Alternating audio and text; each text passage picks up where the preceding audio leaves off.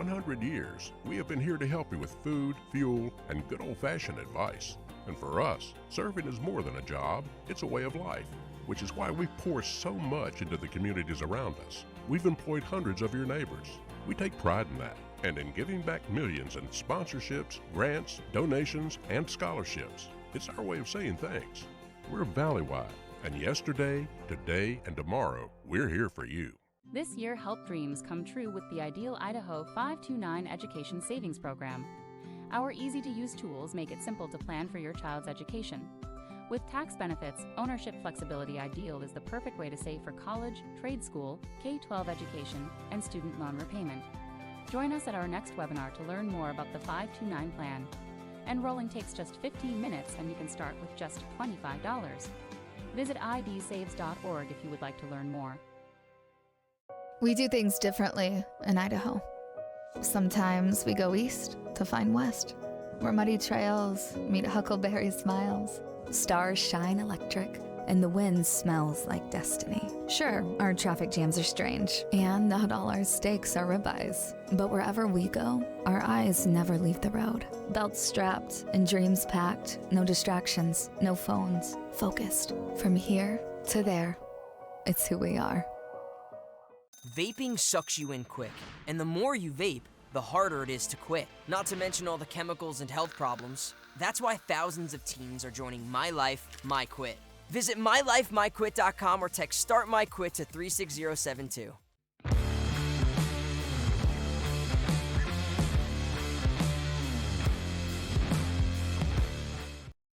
Into this IdahoSports.com GameStreams production of the Gem State Game of the Week. It's the Rocky Mountain Rumble, presented by Project Filter, Valleywide Cooperative, and the Idaho Office of Highway Safety. Additional coverage today is presented by P1FCU.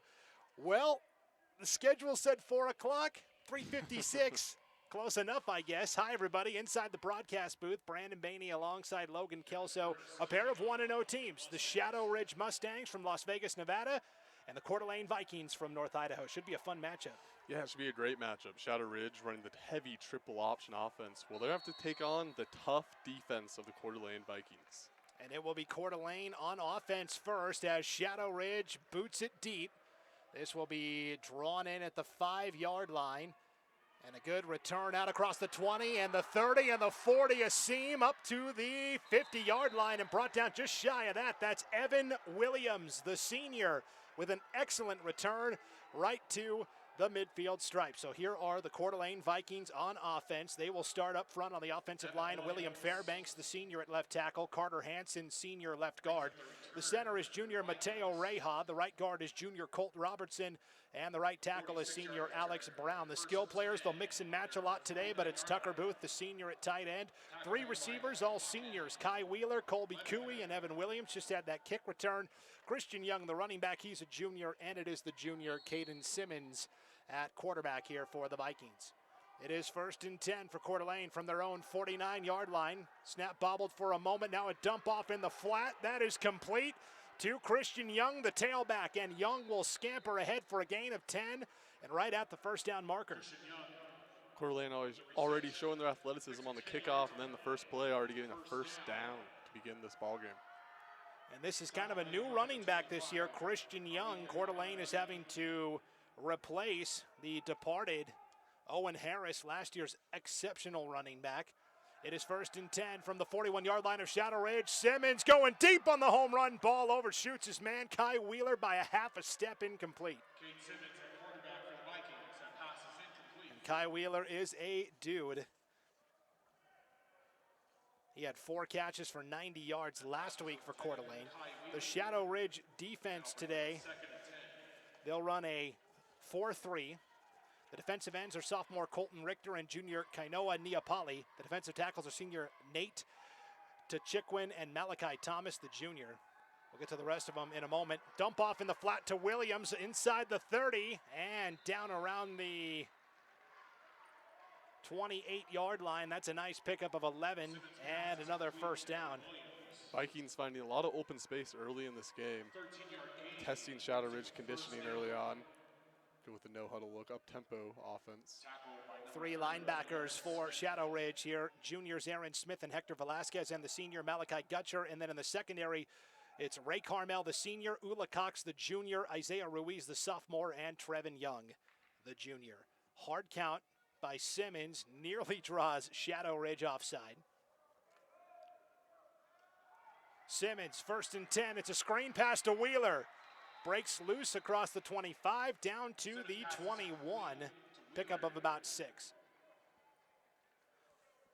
And in on the stop that time for Shadow Ridge, that was Isaiah Ruiz, the sophomore safety. One of 2 sophomores on that Shadow Ridge defense. 7-yard gain, 2nd and 3. 2nd and 3 now for the Vikings. They fake the handoff, slant route complete to Wheeler, inside the 10, inside the 5, inside the end zone for a Coeur d'Alene touchdown. That is a 21-yard dart on the slant from Simmons to Wheeler, and Coeur d'Alene up 6. That was quick, less than 2 minutes in the game, and Coeur d'Alene's already on the scoreboard. Found Wheeler a couple times in that drive. He punches it in for 6. Can't ask for a better start to the game there for Coeur d'Alene, as Simmons finds Wheeler for the 21-yard score. Opening drive, opening points. Jason Cady on for the point after. Penalty flag, though, and a false start. So we'll back it up. It was an adventure kicking for Jason Cady in week 1, that 24-14 win over Rigby. His first field goal attempt of the season, the holder, Colby Cooey, couldn't get the snap down. Cooey just picks up the ball and runs with it, ends up for a 19-yard touchdown. Just how they drew it up. Exactly. I asked Katie, I said, do you have a safe word or a word you say when the snap is bobbled and you have to run a play? And he said yes, but Colby didn't even say it. He just took off and ran with it. So Katie nails the extra point. It is 7-0 Coeur d'Alene, 10:21 to play. Opening quarter of action. What a start. Coeur d'Alene, of course, this is kind of a house of horrors for them, Logan, a little bit, because they had to come here for the 5A championship last year. It's now Class 6A in Idaho, but they had that back-and-forth battle with Highland a year ago, basically a home game for Highland, right? Yeah. Well, and we're going to see them tomorrow here at the Rumble. Back-and-forth affair that wasn't decided until about 5 minutes to play in the game. Highland won a shootout 35-28. So for Coeur d'Alene, this is a chance to come back to the Dome, the ICCU Dome here at Idaho State University in Pocatello, and exorcise those demons a little bit. I know Coeur d'Alene wasn't too happy about having the state championship in Pocatello against Highland, having to basically go around 10 hours from their home field to play in the state championship here. But they return a lot of great athletes and trying to exercise some demons early in the year. Played Rigby, another Southeast Idaho school, in their first game. A typical dominant program out here in the East, and beat them in the opening game 24-14. Yeah, that Coeur d'Alene defense came away with 3 picks, 2 from Jason Cady, the other from Kai Wheeler. You'll notice, unlike a lot of 6A teams in Idaho, Coeur d'Alene plays a lot of guys both ways, and they say, hey, we want our best players out on the field, and if that means the guy's got to go both ways, then so be it. Here is the kickoff from Anthony Browning. Drills this one through the back of the end zone for a touchback. Shadow Ridge never had a chance. So here are the Mustangs starting 1st and 10 from their own 20-yard line. The offensive line, it's a good one. 5 seniors up front, 4 of them returning starters from a year ago. Jamarian Whitson at left tackle, Jackson King at left guard, Gerald Rock, the center, Jacob Dosh at right guard, and Tyshawn Whitson at right tackle. The tight end is Zay Akinsanya. The wide receiver is Joseph Dar, the senior, and then it's a wing T attack. So the fullback is Hector Velasquez, the junior. The wing backs are seniors Ray Carmel and Tyrell Craven, and the quarterback is junior Eula Cox. Yeah, and if you want to have a high-powered triple option, you're going to have to start with the offensive line, and that is where it seems where Shadow Ridge has been builds their foundation around their offensive line. You already see a wing back in motion. They fake to the fullback. Keeper for Cox, the quarterback. He could go the distance. The 50, the 40, one man to beat, the 20, the 10. How about an 80-yard touchdown run for the quarterback, Eula Cox, right out of the gates. What a start. We're less than 2 minutes in this game. Both teams have already scored. And what a gap that Gerald Rock just created in the offensive line to give us a little bit of a hole for Eula Cox, who runs it 80 yards into the end zone. Just like that, Shadow Ridge says, we'll take your 7 and we'll try to match it. That's an incredible play. Faked it to the fullback and then just went, like you said, right between Rock, the center, and the right guard, and 80 yards later in the end zone. Point after is through the uprights, drilled there by Devin Curtis, the senior, and 10:08 to play first quarter. Just how we drew it up, right? Tied at 7-all, and there you see the Shadow Ridge on the sideline. They love that. So each of these teams just played a game. In our first game today, Woods Cross had already played 2 games. Mountain View was making their debut. So you'd figure this game in terms of preparation, rust, right? Might be a little more evenly matched. Yeah, especially in the first game we watched. Tell Mountain View was getting some rust off in the first half compared, and then woke up around the second half. Both these teams seem to be wide awake to begin this game. Both looking to have high-powered offenses scoring early in this one. So we are deadlocked at 7-all, 10:08. I mean, I didn't even have a chance to introduce the Coeur d'Alene defense. No, it was a one-play, 80-yard drive. Eula Cox, the fantastic quarterback. Now, his listed name, you know, if you look at the official roster, it's not Eula. It's, I had it somewhere. But anyways, that's a nickname. I asked, where did it come from? The coach just said, I'm not really sure. We've called him Eula ever since he was, you know, a young one. I like it. 3-letter first name, 3-letter last name, rolls off the tongue well. Yes. So Curtis ready to kick off here for the Mustangs of Shadow Ridge. And they are, as we said, a pretty impressive unit. They rushed for 440 yards. Yeah, that's opener. absurd. For 100 yards a quarter is, I think you're doing something right with the ball. Cravens was the headliner, but it is going to be by committee. Here's Curtis. Short kick. Williams had a great return the first time. Takes this one from the 7. Now sees the opening across the 30 and the 40. Up to the 50, to the 40. Stiff arm and brought down at the 35-yard line. That is another sensational kickoff return for Evan Williams, the senior. And quite possibly a touchdown saving tackle there from Ray Carmel of Shadow Ridge. Yeah, we have to really see many tackles in this game. See a lot of explosive plays. A lot of guys running free, right? Yeah, this is where you work all your summer conditioning in for this, for these type of games. Probably some heavy breathing on both sides. So Coeur d'Alene on that opening drive, 5 pass plays, 0 run plays. We'll see what they do here for an encore. 1st and 10 for the Vikings from their own 30. From the Shadow Ridge 33-yard line. They will start up the middle, and nothing doing there. That's a great tackle from Aaron Smith, the junior linebacker. They tried to go to Browning that time. Anthony Browning really makes his bones on defense, but moonlights on offense as well as the power back. And officially a yard. So 2nd and 9 for Coeur d'Alene, hard count, and this time they get Shadow Ridge to bite. That was Kainoa Niapali, a defensive end on the left side of the line there.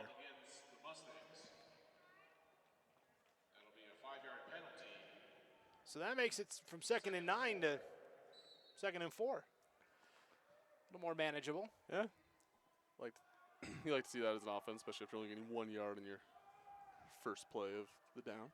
Simmons out of the gun. They will give to Browning on the sweep, has the edge, bangs his way inside the 20, down to the 19-yard line, a gain of 6 and a first down.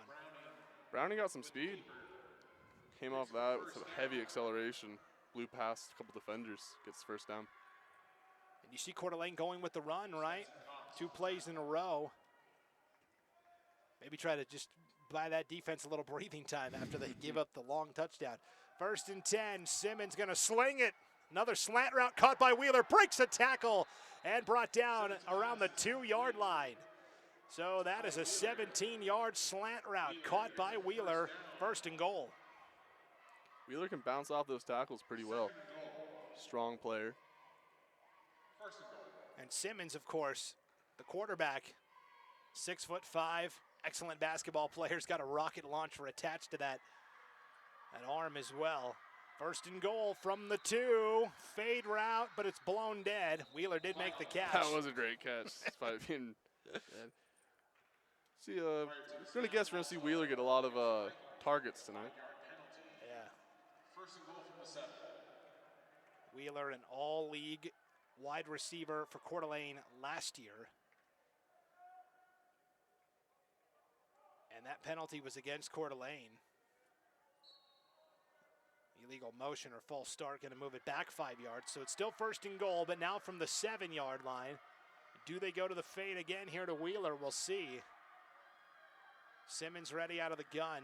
Sends Browning in motion. Yep, they're going to the fade again for Wheeler. Did he hang on? He did. Oh, what a catch, Kai Wheeler. Oh, wow. They go right back to him from 7 yards out. And Simmons to Wheeler for the second time tonight. 13-7 pending the PAT. They said, you already saw the play once, now stop it. And they challenged Shadow Ridge there. Didn't matter either way. Wheeler gets in there for 6. And Wheeler, 6'5", just like Simmons. Big, tall target. Point after kick is through by by Jason Cady, the senior. And so, all right, buckle up. 3 offensive possessions, 3 touchdowns, 8:30 to play first quarter, 14-7 Coeur d'Alene. Just how we drew it up, right? Yeah, what we wanted.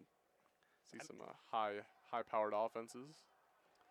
I mean, Coeur d'Alene allowed only 14 points in their season opener. And Shadow Ridge in their season opener, I mean, it was a very dominant game against Spanish Springs of Nevada. 28-20.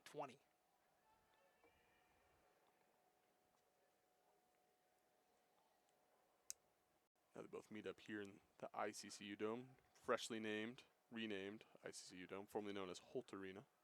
I know this is your first time here since the renovations. Yeah, the last time I was here, the side opposite of us was complete, but this side that we're on in the press box was not. So I have to say, pleasantly surprised. Yeah, they've done a beautiful job here last couple of years.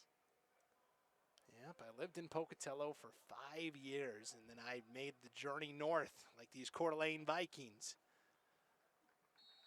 8:30 to play, opening quarter. I had to split the trip up over 2 days. I stopped in Montana halfway. Oh, you went that way, okay. Yeah. So Browning ready to kick off here for Coeur d'Alene.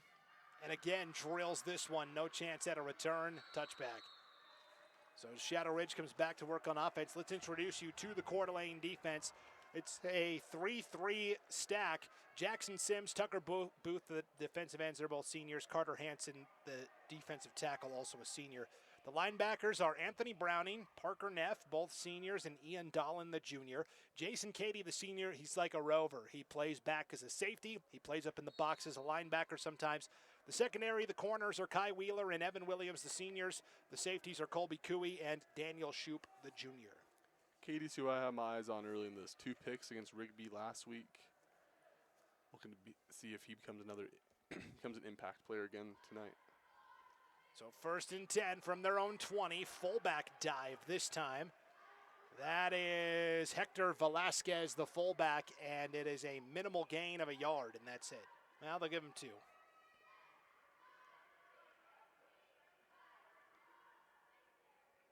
Yeah, expecting to see quite a few different ball handlers today for the Mustangs, as most triple options do.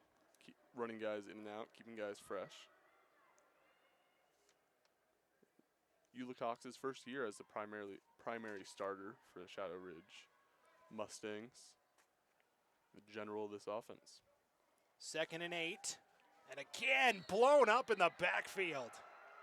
Hello, that's Alex Brown, the senior defensive lineman, stonewalling the effort there. Actually, that was, Alex Brown, double checking.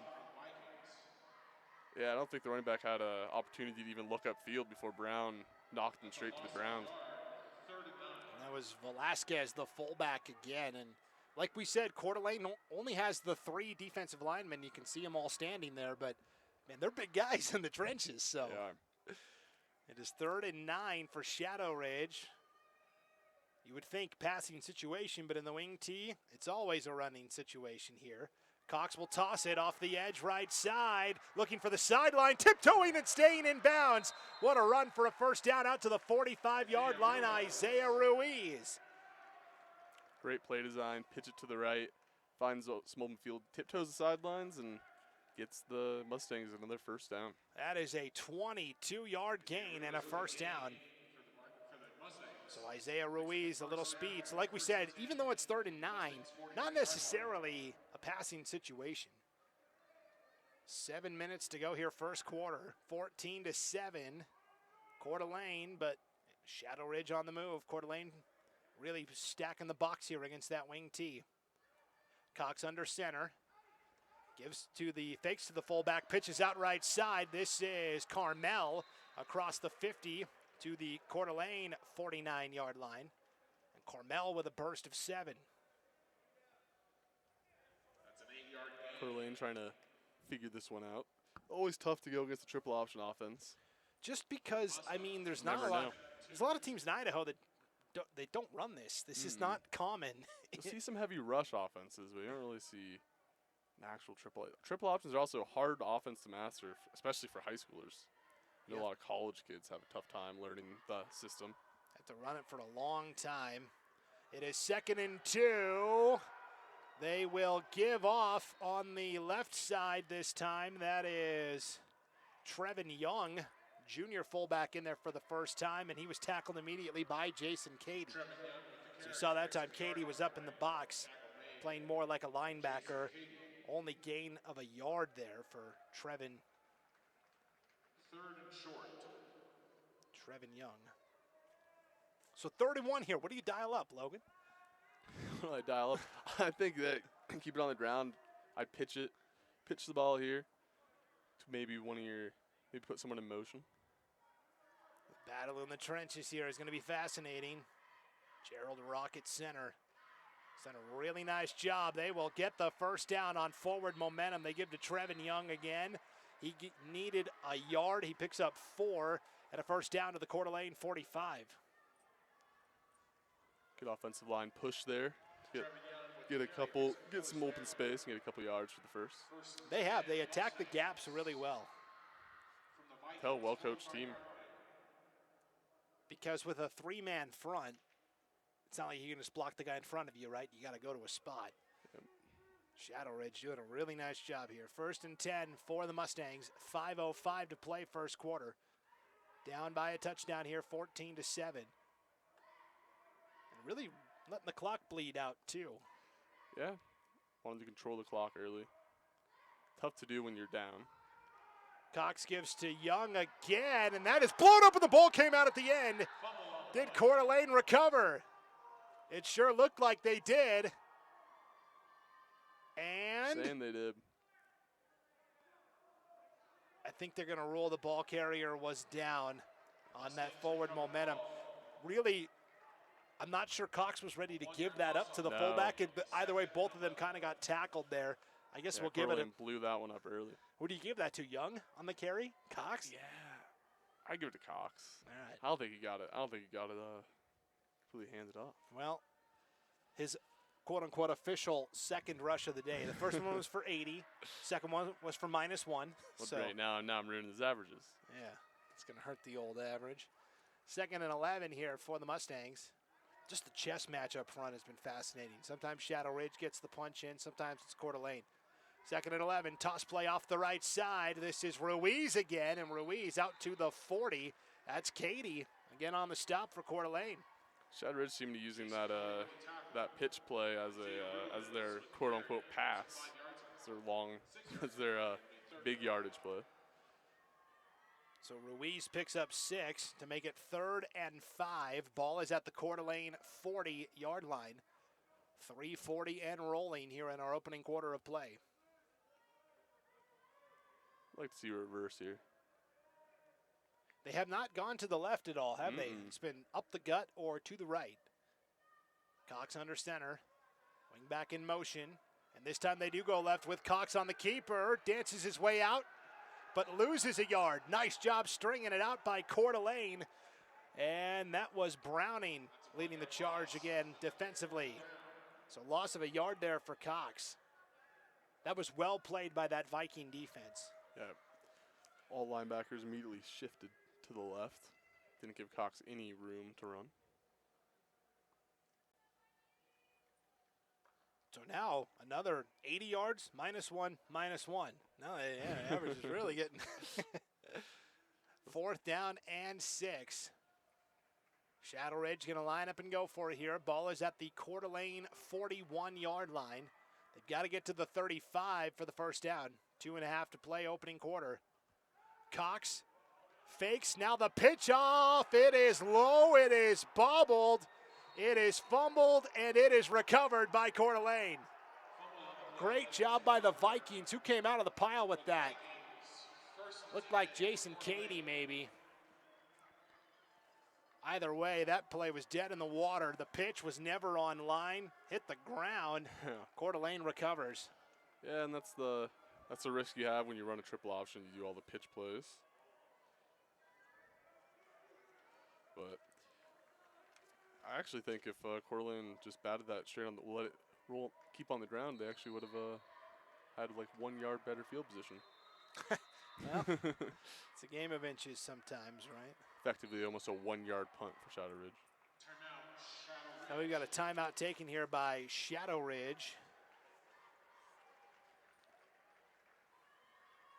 So 2:27 to play here, first quarter of action. Travis Foster in his 10th season at Shadow Ridge. A 45-38 record in his career coming into the season, so now 46-38.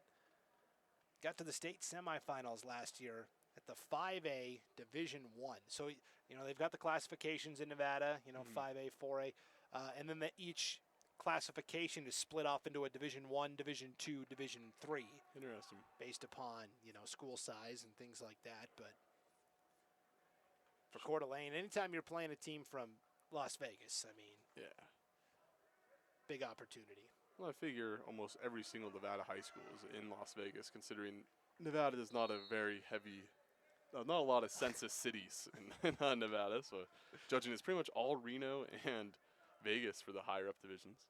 That's a good way to put it. Not a lot of census cities. I like that. So out of the timeout, the first of the game here for Shadow Ridge. 1st and 10 for Coeur d'Alene. 2:27 to play first quarter. From their own 41-yard line, actually the 42. Christian Young will get the call. He will take it to the 45 for a gain of 3. In on the stop for Shadow Ridge was Aaron Smith. He's been active defensively for the Mustangs. It's a 3-yard gain, 2nd and 7. First carry of the game for Christian Young. And really for Coeur d'Alene, that was the one spot that they had to replace the production. They brought back almost all the receivers. They brought back Simmons, who started as a sophomore last year at quarterback. Brought back a couple of the offensive linemen. You see Young was getting ready to go left, and Simmons says, no, go back to the right. 2nd and 6. They'll throw a screen pass to Evan Williams. It went all the way to the reverse side of the field, and he's got room to run inside the 30, and finally knocked out of bounds just shy of the 25-yard line. That is going to be a gain of 17 and a first down.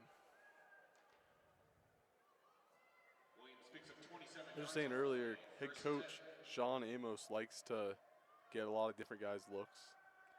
1st and 10 now from the 28. Simmons hit as he throws, incomplete. Only his 2nd incompletion of the contest. And yeah, Sean Amos is Idaho's longest tenured head coach. He is entering now his 28th season as the head coach of Coeur d'Alene High School football.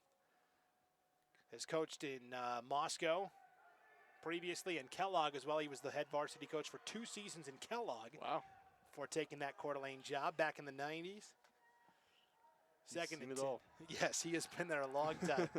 2nd and 10. Simmons screen caught, but met immediately again by Aaron Smith. That is going to lose a couple of yards. Simmons pass is complete. I liked his quote on giving a lot of different guys looks, playing time, saying everyone's 1 snap away from being a starter. I really liked that quote. You might even see the back quarterback get just a possession every now and then. get him some looks. Yeah, that's something that they want to do in every game. There is a encroachment penalty against Shadow Ridge, so instead of 3rd and 11, now 3rd and 6. As a coach, you hate to see that from your defense, especially when Coeur d'Alene hasn't been stopped yet. Inside a minute to play here, opening quarter, 14-7 lead for Coeur d'Alene. Final 50 seconds of the opening period. Yet Tanner Stern, the backup quarterback, got in for a series in that season opening win over Rigby. All he did was go 4 for 4. I mean, but that's what Coach Amos said. You know, when my son played in college, Gunnar Amos, he never got those reps as the backup quarterback, and so he wants to make sure his backup has that. 3rd and 6, pass knocked away on the far sideline. Textbook deflection by Isaiah Ruiz, and it's 4th down. And Kai Wheeler was wide open on that. He was calling for the ball even after the play. He put his hands in the air like, why didn't you throw it to me? I don't think Simmons had his eyes on that side of the field. It's hard when you're rolling out to that right side to then look back to the left. And, you know, that's something last year. Simmons was kind of a wild gunslinger, and there was no, you know, kind of like Brett Favre back in the day. There wasn't a throw that he didn't like. And this year, you know, the coaching staff has really emphasized to him, like, hey, it's all right to throw it away sometimes, and he's done a pretty good job with that. 4th and 7, going deep. He's got his man inside the 10, and a big collision around the 7-yard line. The reception is made by Evan Williams for a 1st down, and Trevin Young laid the smackdown defensively. Yeah, it doesn't feel too great on, we call it turf, it's a little more carpet. Does not feel good. Getting hit hard on this turf. Generously donated by ICCU. And now we've got another penalty flag out here. Logan, what do we got here? It looks like it's offsides again on number 8 for Shadow Ridge. That would be Colton Richer. I believe that's the 2nd time he's gone offside on this drive. And that's tough. You know, sophomore defensive end Richter is just chomping at the bit to get in there, and yeah, it's a tough one. Well, the experienced quarterback, he sees that. He's going to expose it.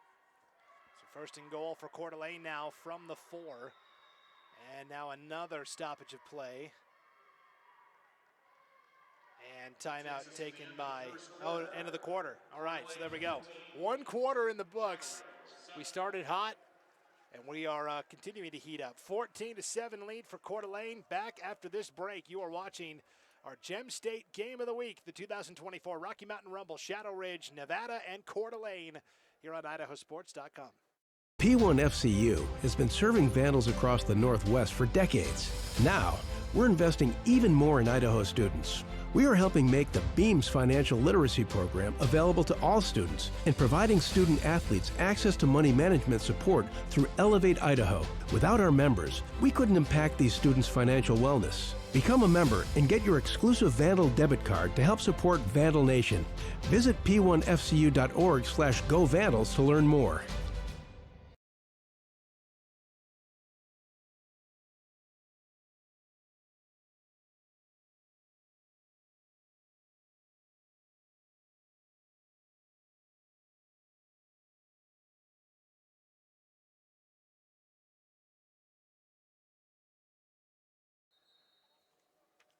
Start of the 2nd quarter here from the ICCU Dome on the campus of Idaho State University in Pocatello. The 2024 Rocky Mountain Rumble. Brandon Maney alongside Logan Kelso here as we are ready for the 2nd quarter. 14-7 lead for Coeur d'Alene, and the Vikings are knocking at the door again here. 1st and goal from the 4. Yeah, we saw 3 scores in under 4 minutes, and then after that, both teams running the ball a little more, taking a little more time off the clock. And Coeur d'Alene, they still haven't been stopped yet in this game. They're looking to punch in another 6 points right here. Yeah, 3rd possession. They've scored on the first 2. A pair of touchdown passes from Caden Simmons to Kai Wheeler. Simmons, it's going to be an option play. They pitch out to the right side, and that is strung out for a loss. That's an excellent job defensively. Christian Young had nowhere to go, and that was Malachi Gutcher, the senior linebacker for Shadow Ridge. Yeah, solo tackled him, got his hands around the body, and pushed him right out of bounds. More thrown him right out of bounds. Yeah, I was going to say. That will go down officially as a 2-yard loss. for Young. So now 2nd and goal from the 6. Simmons has 4 wide here. Simmons slings it sidearm. That was well read by Shadow Ridge. They were trying to go to the screen to Colby Coeur for the first time today. And a pair of defensive backs for Shadow Ridge. Trevin Young was in there defensively, and so was Isaiah Ruiz. And that is a further loss of yardage back to the 9, a loss of 3, where it's now 3rd and goal. They're going backwards, Logan. Yeah, going backwards. Correct. And now I'm going to guess we might get the Kai Wheeler play here. Yeah, throw it up to your big, tall receiver, right? He has around 3, I believe, correct me if I'm wrong, I believe 3 targets, 3 catches. 4 targets, 4 catches. 4 targets, my bad. So here we go, 3rd and goal from the 8. Simmons on the run, fires. Penalty flag comes out. The pass is caught by Evan Williams at the 2-yard line, but we've got to sort out the laundry first. Holding Yes. called against the Vikings. Oh, holding call on the Vikings. So that will move it back even further. The ball was at the 10-yard penalty for the spot of the foul. at the 9 or at the 8. Looks like the foul occurred around the 7. So they're going to move it back 10 yards back to the 19-yard line where it is 4th and goal. They're going for it here. And now Coach Amos is going to call a timeout to discuss it. And we shall see. So we talked about it. Coach Amos, he's been doing this a really long time for this Coeur d'Alene staff. But more importantly than that is all of these assistant coaches have been together for a really long time too. And that's really how you build a successful program. Yeah. You want to keep the continuity. Keeps the culture going. So while we've got a timeout for our viewers in Nevada, or maybe from Idaho that just don't know much about Coeur d'Alene High School, let's introduce you to the Coeur d'Alene Vikings. We've got a little school profile here.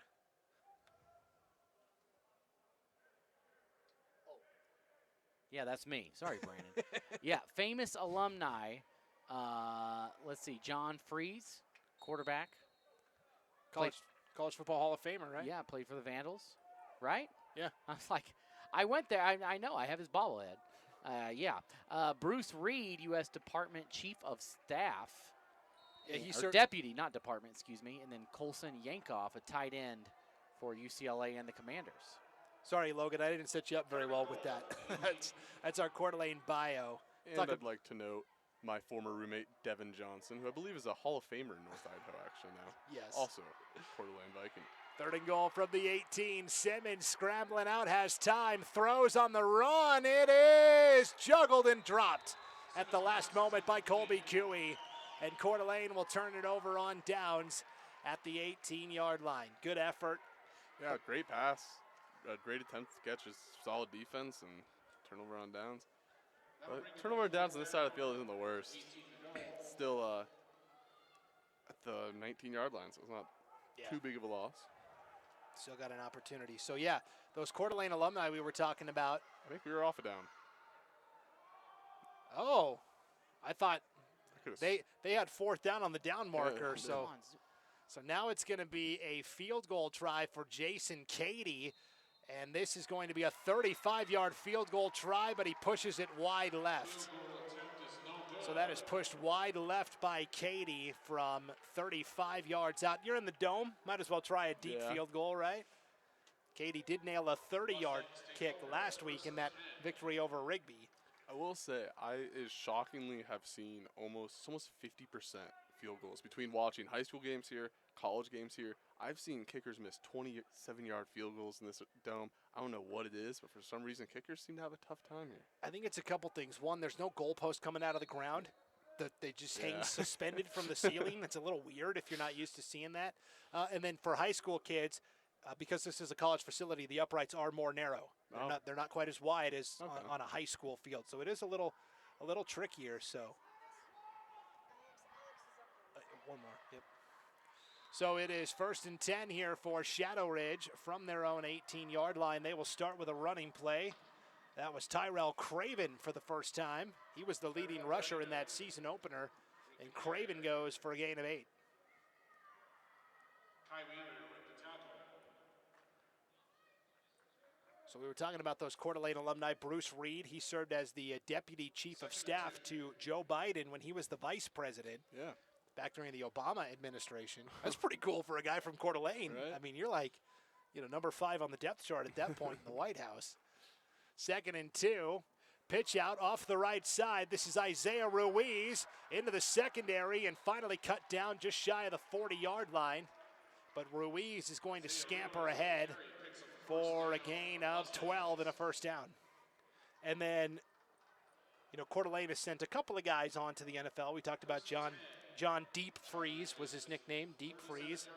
But also Colson Yankoff just finished his career at UCLA. Was a surprising, 53-man roster selection for the Washington Commanders as a tight end. Yeah, pretty awesome. It's always cool to see someone from the state of Idaho in the NFL. And I saw that University of Idaho had a couple of their players, undrafted free agents, signed by practice squads. 1st and 10. Option keeper for Cox, and Cox is met immediately. Great tackle by Coeur d'Alene's Ian Dolan, the junior linebacker. Yeah, so Spencer, that's his name on the roster. I can hear the PA announcer, but everyone calls him Eula. Spencer. Yeah. So that ends up being a gain of 3 for Cox. And so 2nd and 7. That was a big stand by Shadow Ridge defensively. Now, Coeur d'Alene didn't help themselves out. A lot of penalties and plays going backwards, but down just a score, 9:20 to play here before halftime. Cox under center, pitches to Ruiz off the right side, and Ruiz will slam ahead for a gain of 3. It's going to be 3rd and short here for Shadow Ridge. Looks like we might have an injured player on the field. And we will have an injury timeout. Timeout on the field. So you never want to see this. A Coeur d'Alene player a little slow to get up, and so while they attend to him, we will go ahead and take a break. So 9:07 to play here before halftime. Coeur d'Alene leads Shadow Ridge 14-7 here at the Rocky Mountain Rumble on IdahoSports.com. P1 FCU has been serving Vandals across the Northwest for decades. Now, we're investing even more in Idaho students. We are helping make the Beams financial literacy program available to all students and providing student athletes access to money management support through Elevate Idaho. Without our members, we couldn't impact these students' financial wellness. Become a member and get your exclusive Vandal debit card to help support Vandal Nation. Visit p1fcu.org/govandals to learn more.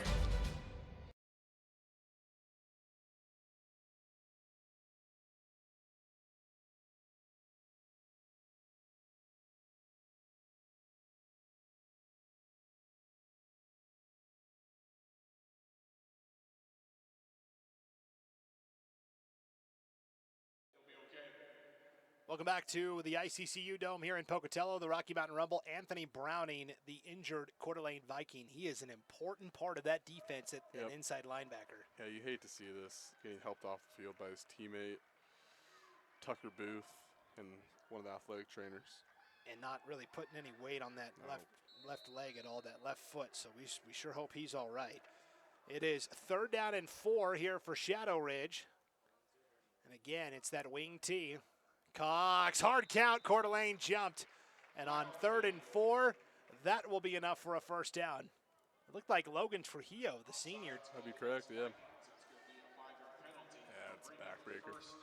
And that's one that'll make Coach Amos pull out his hair. He keeps it pretty short anyways, so it's, but. Surprised he has hair after 28 years of coaching high schoolers. Yeah, that's a true statement too. 8:40 and counting here before halftime. 14-7 lead for Coeur d'Alene, but Shadow Ridge is on the move. 1st and 10 for the Mustangs from their own 48-yard line.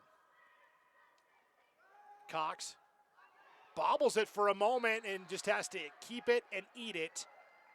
And a nice tackle by Ben Murray, the sophomore in the open field. Officially a loss of 2. That's a 2-yard loss. That'll bring it to 2nd. They're having some, You know, it looks to me, you tell me, Logan, it looks like Shadow Ridge is having some trouble with, like, Cox will put it in the belly of that fullback, and then as he's pulling it out, it's not coming out clean. It's not looking great. And that's a timing thing, right? That's with more games, you'll get more comfortable. Especially first year as the starting quarterback. It's gonna be a little bit of an adjustment. But at least he decided to hang on to it and eat the loss instead of trying to make the pitch again like he did on the fumble. So 2nd down and 12 here for Shadow Ridge. 7:40 to play here before halftime. Cox back to pass, going deep down the middle, overshoots his man, incomplete. Intended receiver was Tyrell Craven, the wingback. Open. He had the defender beat there. Surprise pass. Cox. Yeah, Craven had a step on the guy, but it's just a little bit off, and so 3rd and 12 now. I like that play call there on 2nd and 12. First pass of the game. Probably not anticipating that was Coeur d'Alene. No, I don't think so at all. Cox is just a junior. So Cox will get ready here on 3rd and 12, and now I bet they go back to the run. We'll see. If I was a betting man, I'd probably agree with you. They do have the tight end stacked in tight. They will give off the left side, and nowhere to go. That is Tyrell Craven again, and he is met by a whole horde of Vikings. The 3 primary tacklers there were Kai Wheeler, Jason Cady, and also in there was Alex Brown. 4th and 14, sorry. So a loss of 3 more there. And so 4th down and 14 here. Shadow Ridge going to punt for the first time today.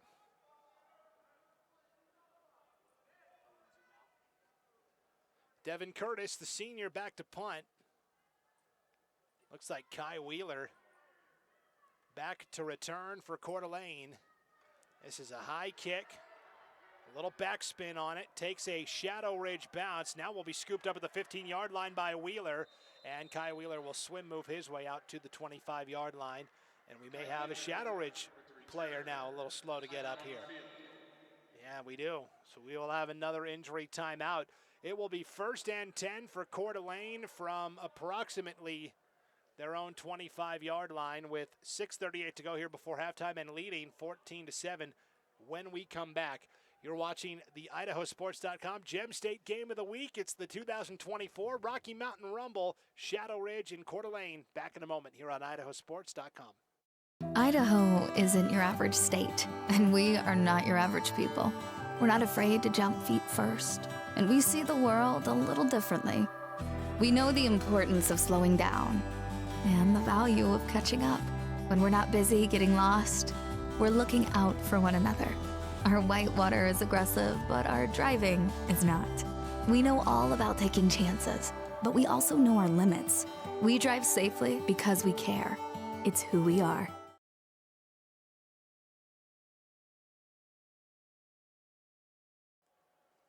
Welcome back here to the Rocky Mountain Rumble on IdahoSports.com. A Shadow Ridge player still down as they attend to him. Brandon Maney alongside Logan Kelso. Let's bring in our executive producer today, Logan Green, as well. He is going to, top executive. He's going to introduce us to Shadow Ridge High School from Las Vegas. Yeah, let's meet the Shadow Ridge Mustangs from Las Vegas, Nevada, Class 5A Division II enrollment. Is that correct? 3,200?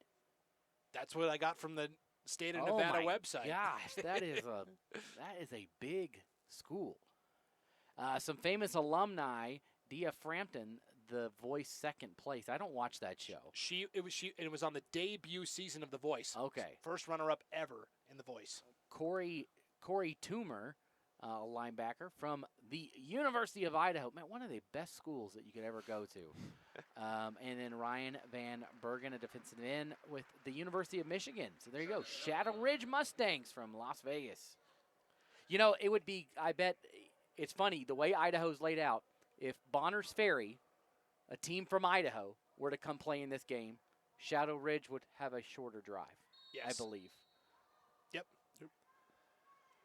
Trevin Young, the injured Shadow Ridge Mustang, was finally able to get up and get off the field. We hope he is all right. And thank you, Logan Green.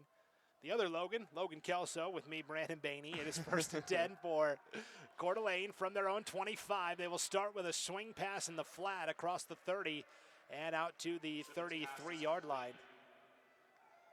And I believe that was Williams again on the reception. Evan Williams. They like getting him the ball in space and letting him work.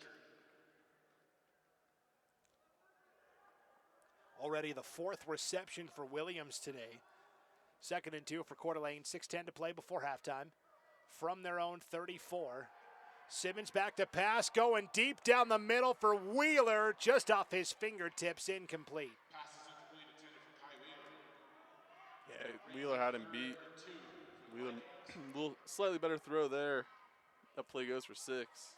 Yeah, just a little bit off. And Simmons and Wheeler are used to, passing off to each other. They play basketball together. They played football together. And then in the summer, 7-on-7. Yeah. Hoops. Passing routes. All sorts of stuff. So 3rd and 2 now for Coeur d'Alene following the incomplete pass from Simmons. Hard count here. Shadow Ridge doesn't bite. You see that 3-4 defense. A linebacker going to have to cover Coeur in the slot here. That could be interesting. Simmons will give to Christian Young. He's got the first down and more across the 45 up to the 48-yard line. That is a gain of 15 and a first down. That was great offensive line work. Pushed them all to the left, creating a massive hole for the running back to get the first down. Creating some up-tempo offense here. Yeah, Coeur d'Alene going to run the hurry up here. They fake the handoff. They swing it in the flat on a screen. That is complete across the 50 and the 45. That is Kai Wheeler. And Wheeler is awfully close to the first down marker, officially 9.5. It'll be 2nd and inches. Shadow Ridge playing a lot of man-to-man with these receivers. Getting burnt a lot of the time. I mean, they're tall or they're speedy, so a lot of ways they can beat you. 2nd and 1. Fake to Young. Slant route complete. Defender falls down. That's going to lead to 6 for Jason Cady and the Coeur d'Alene Vikings. 43-yard touchdown dart. Yeah, once again, man coverage got burnt. Coeur d'Alene in for another 6. That is Jason Cady's first reception of the game. Not a bad way to start. Goes for 43 yards and a touchdown. And you knew as soon as the defender fell down, that was probably going to be a house call. And now Cady, no time to rest. He's got to kick the extra point as well, which he does. 21-7, Coeur d'Alene with 5:10 to play here before halftime. And now this is the danger of being a wing T offense, right? Yep. If you get down 2 scores, all of a sudden that urgency ticks up a little bit. Yeah, it's tough to come back when you're or it's tough, I should say, to come back, especially when you're killing so much clock every single possession when you're a heavy run offense like Shadow Ridge. And that really is, the teams that run the wing T, they either are ripping off lots of points and the possessions don't matter, or it's more of we have a good defense, but we want to control the clock and control the number of possessions in the game. That's what Shadow Ridge had in their season opener, right? A 28-20 game. A game where they dictated the tempo, but now they're down 2 scores. Coeur d'Alene's high-powered offense challenging their defense and mostly to almost all success outside of a missed field goal. Yeah, that's the only drive that hasn't ended with points so far for Coeur d'Alene today. They've crossed midfield every single possession.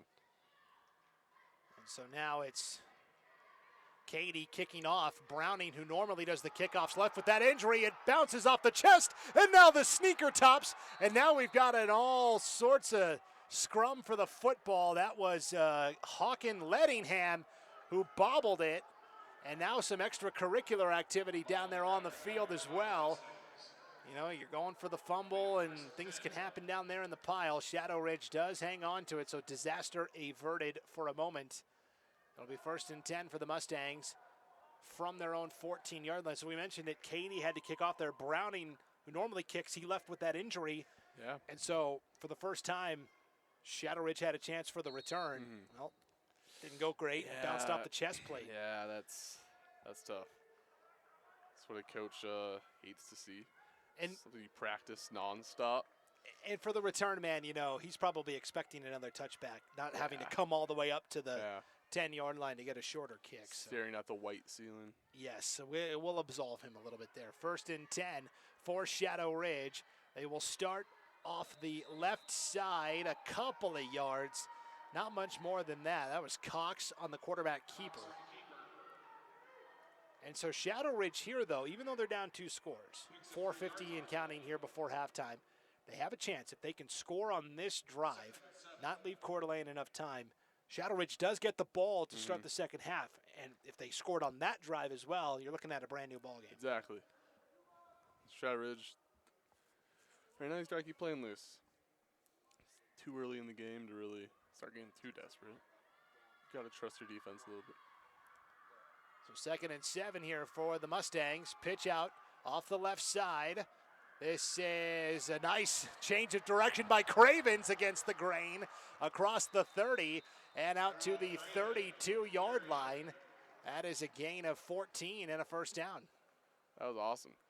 Cravens' little finesse there. Came to a complete stop, readjusted, went different angle on the field, and gets the first down for the Mustangs. Only the 2nd carry for Cravens in this game. The first one was for 8. Some more touches. Yeah, two carries for 22 yards so far. Fresh set of downs for Shadow Ridge. 3:50 to play here before halftime from their own 32. Cox keeps it off the right side, and Cox will plunge ahead for a gain of 3. And you have to be, to be a quarterback that runs this type of triple option in the wing T, you got to be a guy that thrives on contact because you're diving in there every play. Every single time. Yep.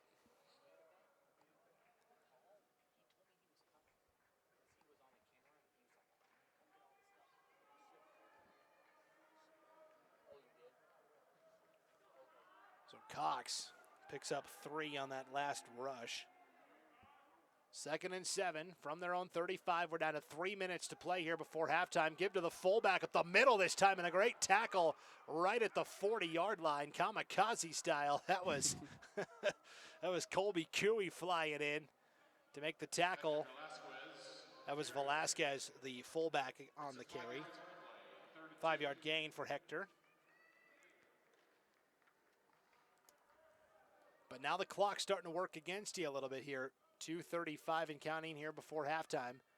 3rd and 1 for Shadow Ridge from their own 41. They've got to get to the 42 for the first down. It's a pitch off the left side for Cravens. Cannot escape the ankle tackle. Fantastic job there by Coeur d'Alene coming through to make the stop. Ben Murray. Yeah, Coeur d'Alene was expecting the pitch there, and they read that perfectly. So that is a 7-yard loss. Yeah, boy, 7-yard loss there for Cravens. I went from almost 4-down territory with 1 yard to go to now definite punt situation. Yeah, gonna punt it away here with 2 minutes to play here before halftime. They'll run the clock all the way down if they can, and then give it the boot. 21-7 lead for Coeur d'Alene, and they're going to get the ball back here. And with this quick strike offense and 2 timeouts still in their back pocket, Coeur d'Alene says we can work with this. Yeah, I was just about to say, the Coeur d'Alene has infinite time here. So Shadow Ridge will spend its 2nd timeout, and then they'll punt here with 1:35 to play before halftime. Coming up at halftime, we will go over the first half stats and kind of give a quasi-recap of our first game today here at the Rocky Mountain Rumble. An exciting game where Mountain View came from behind to defeat Woods Cross, Utah, 24-21, I think. Correct, 24-21. You and I were working on the field, so it's hard for me sometimes to, yeah. We're focused on our other duties. Yeah, that was a good one. Good game to get it going. Like I said earlier, Mountain View, first game of the year versus Woods Cross, 3rd game of the year. So first half, Mountain View wasn't really a little rusty coming out of the gates. But we'll talk about that more at halftime. Yes, and like we spoil it all. Right? Yeah, don't give away the whole book Run out of things now. to talk about already. Typically at the Rocky Mountain Rumble, the teams from Idaho don't fare as well as their out-of-state counterparts. If you look at, who won the battle, Idaho or the out-of-staters, typically it's the out-of-staters because they've already been playing a lot of games. But Idaho already up 1-0, and the wind call on that punt nearly blocked. Instead, Wheeler will retreat to the 25-yard line. A penalty flag comes out at the 30, and Wheeler will return it up to the 35. We'll have to wait and see what the call is here, though. Yeah, I don't really have any idea what this call is for. Might have been something in the backfield. It came from our side judge, and really Wheeler was the only guy over there. Yeah. So, tough to say exactly what. They're going to talk it through, though.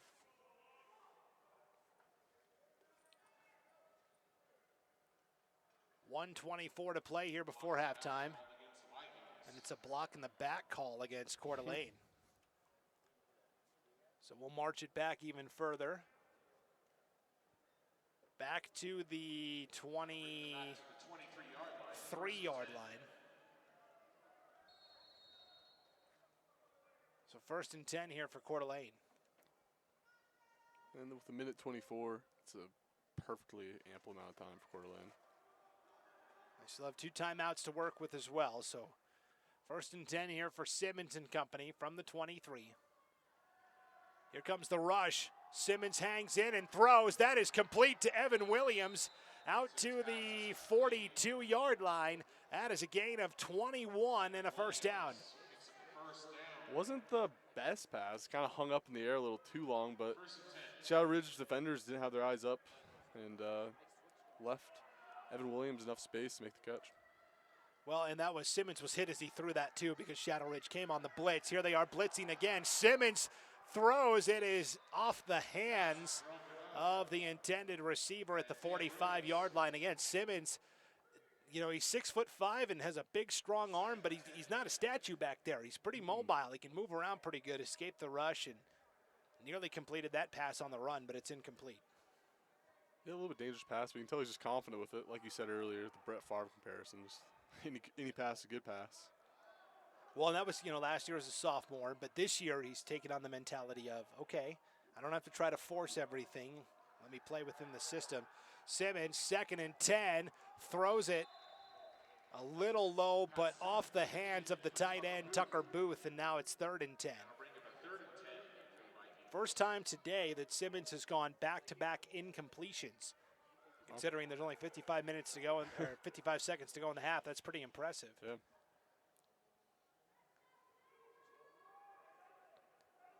So 3rd and 10 now for Coeur d'Alene.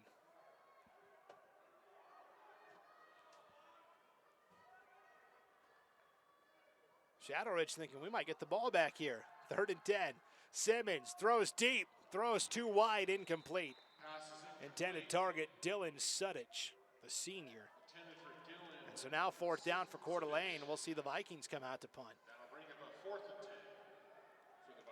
We'll see who's going to punt here for Coeur d'Alene because Browning, normally the punter, it kind of looks like he's back out there. So that's a big development for Coeur d'Alene as Anthony Browning is back out there. Or he's a decoy. Yeah. They're going to run a fake maybe. I'd almost say this would be kind of an interesting time to run a fake, but they're not. Yeah, Browning back in there. That's a good high kick. Will take a bounce right to the 25-yard line into the hands of the return man. And now Shadow Ridge fans want a late flag on Coeur d'Alene for the late hit. And all sorts of pushing and shoving going on out there. A lot of a peacocking out there.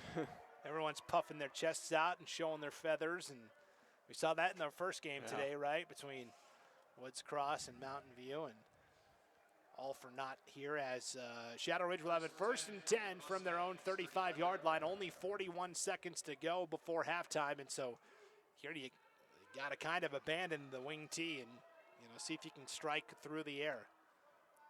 Only 1 timeout remaining for Shadow Ridge. Cox under center. Fullback dive to Velasquez, and Velasquez will take it out to the 42-yard line. That's a gain of 7 on 1st down. They're not going to call a timeout here. Velasquez with the carry. Shadow Ridge going to get to the line quickly, though, and We're down to 24 seconds to play here before halftime. 2nd and 3. Cox keeps it. Cox runs into a wall of blue and gray of Coeur d'Alene, and that should just about take us to the half. We'll see.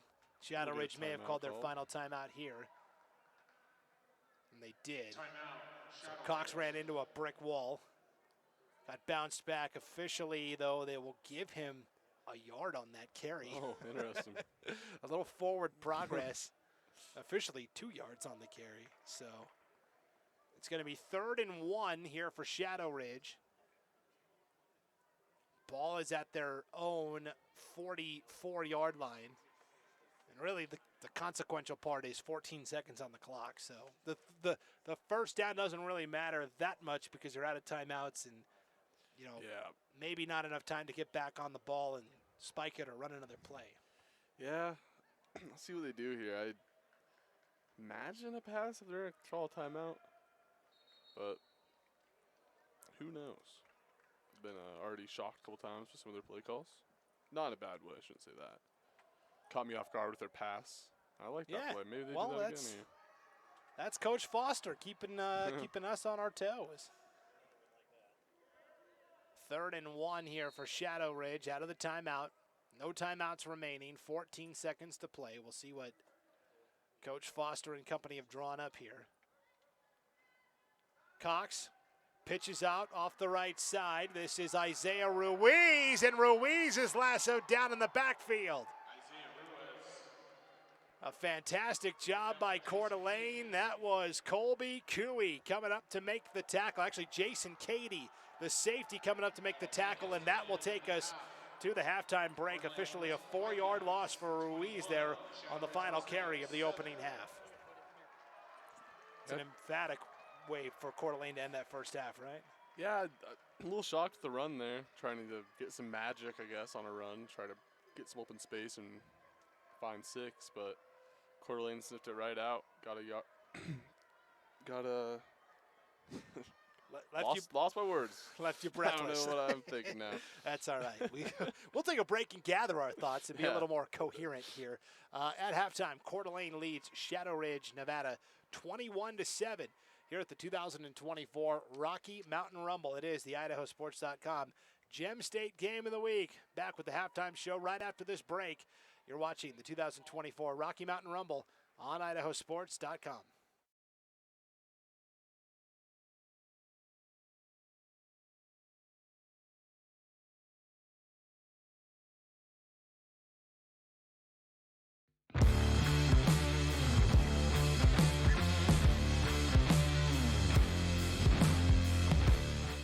At Valleywide Cooperative, we're here when you need us. For 100 years, we have been here to help you with food, fuel, and good old-fashioned advice. And for us, serving is more than a job, it's a way of life, which is why we pour so much into the communities around us. We've employed hundreds of your neighbors. We take pride in that, and in giving back millions in sponsorships, grants, donations, and scholarships. It's our way of saying thanks.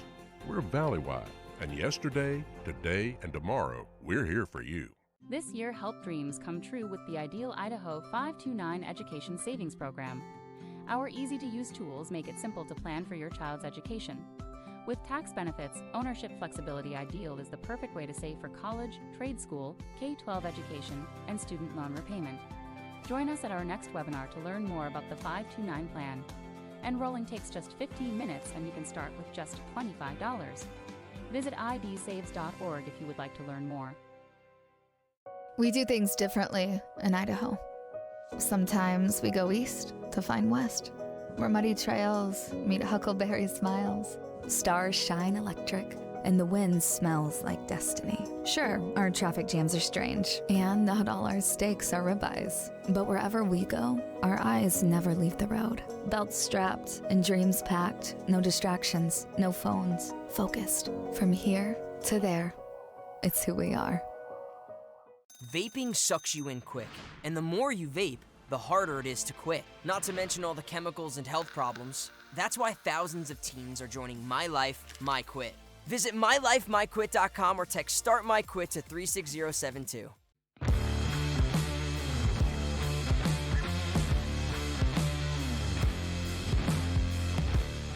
P1 FCU has been serving Vandals across the Northwest for decades. Now, we're investing even more in Idaho students. We are helping make the Beams financial literacy program available to all students and providing student athletes access to money management support through Elevate Idaho. Without our members, we couldn't impact these students' financial wellness. Become a member and get your exclusive Vandal debit card to help support Vandal Nation. Visit p1fcu.org/govandals to learn more.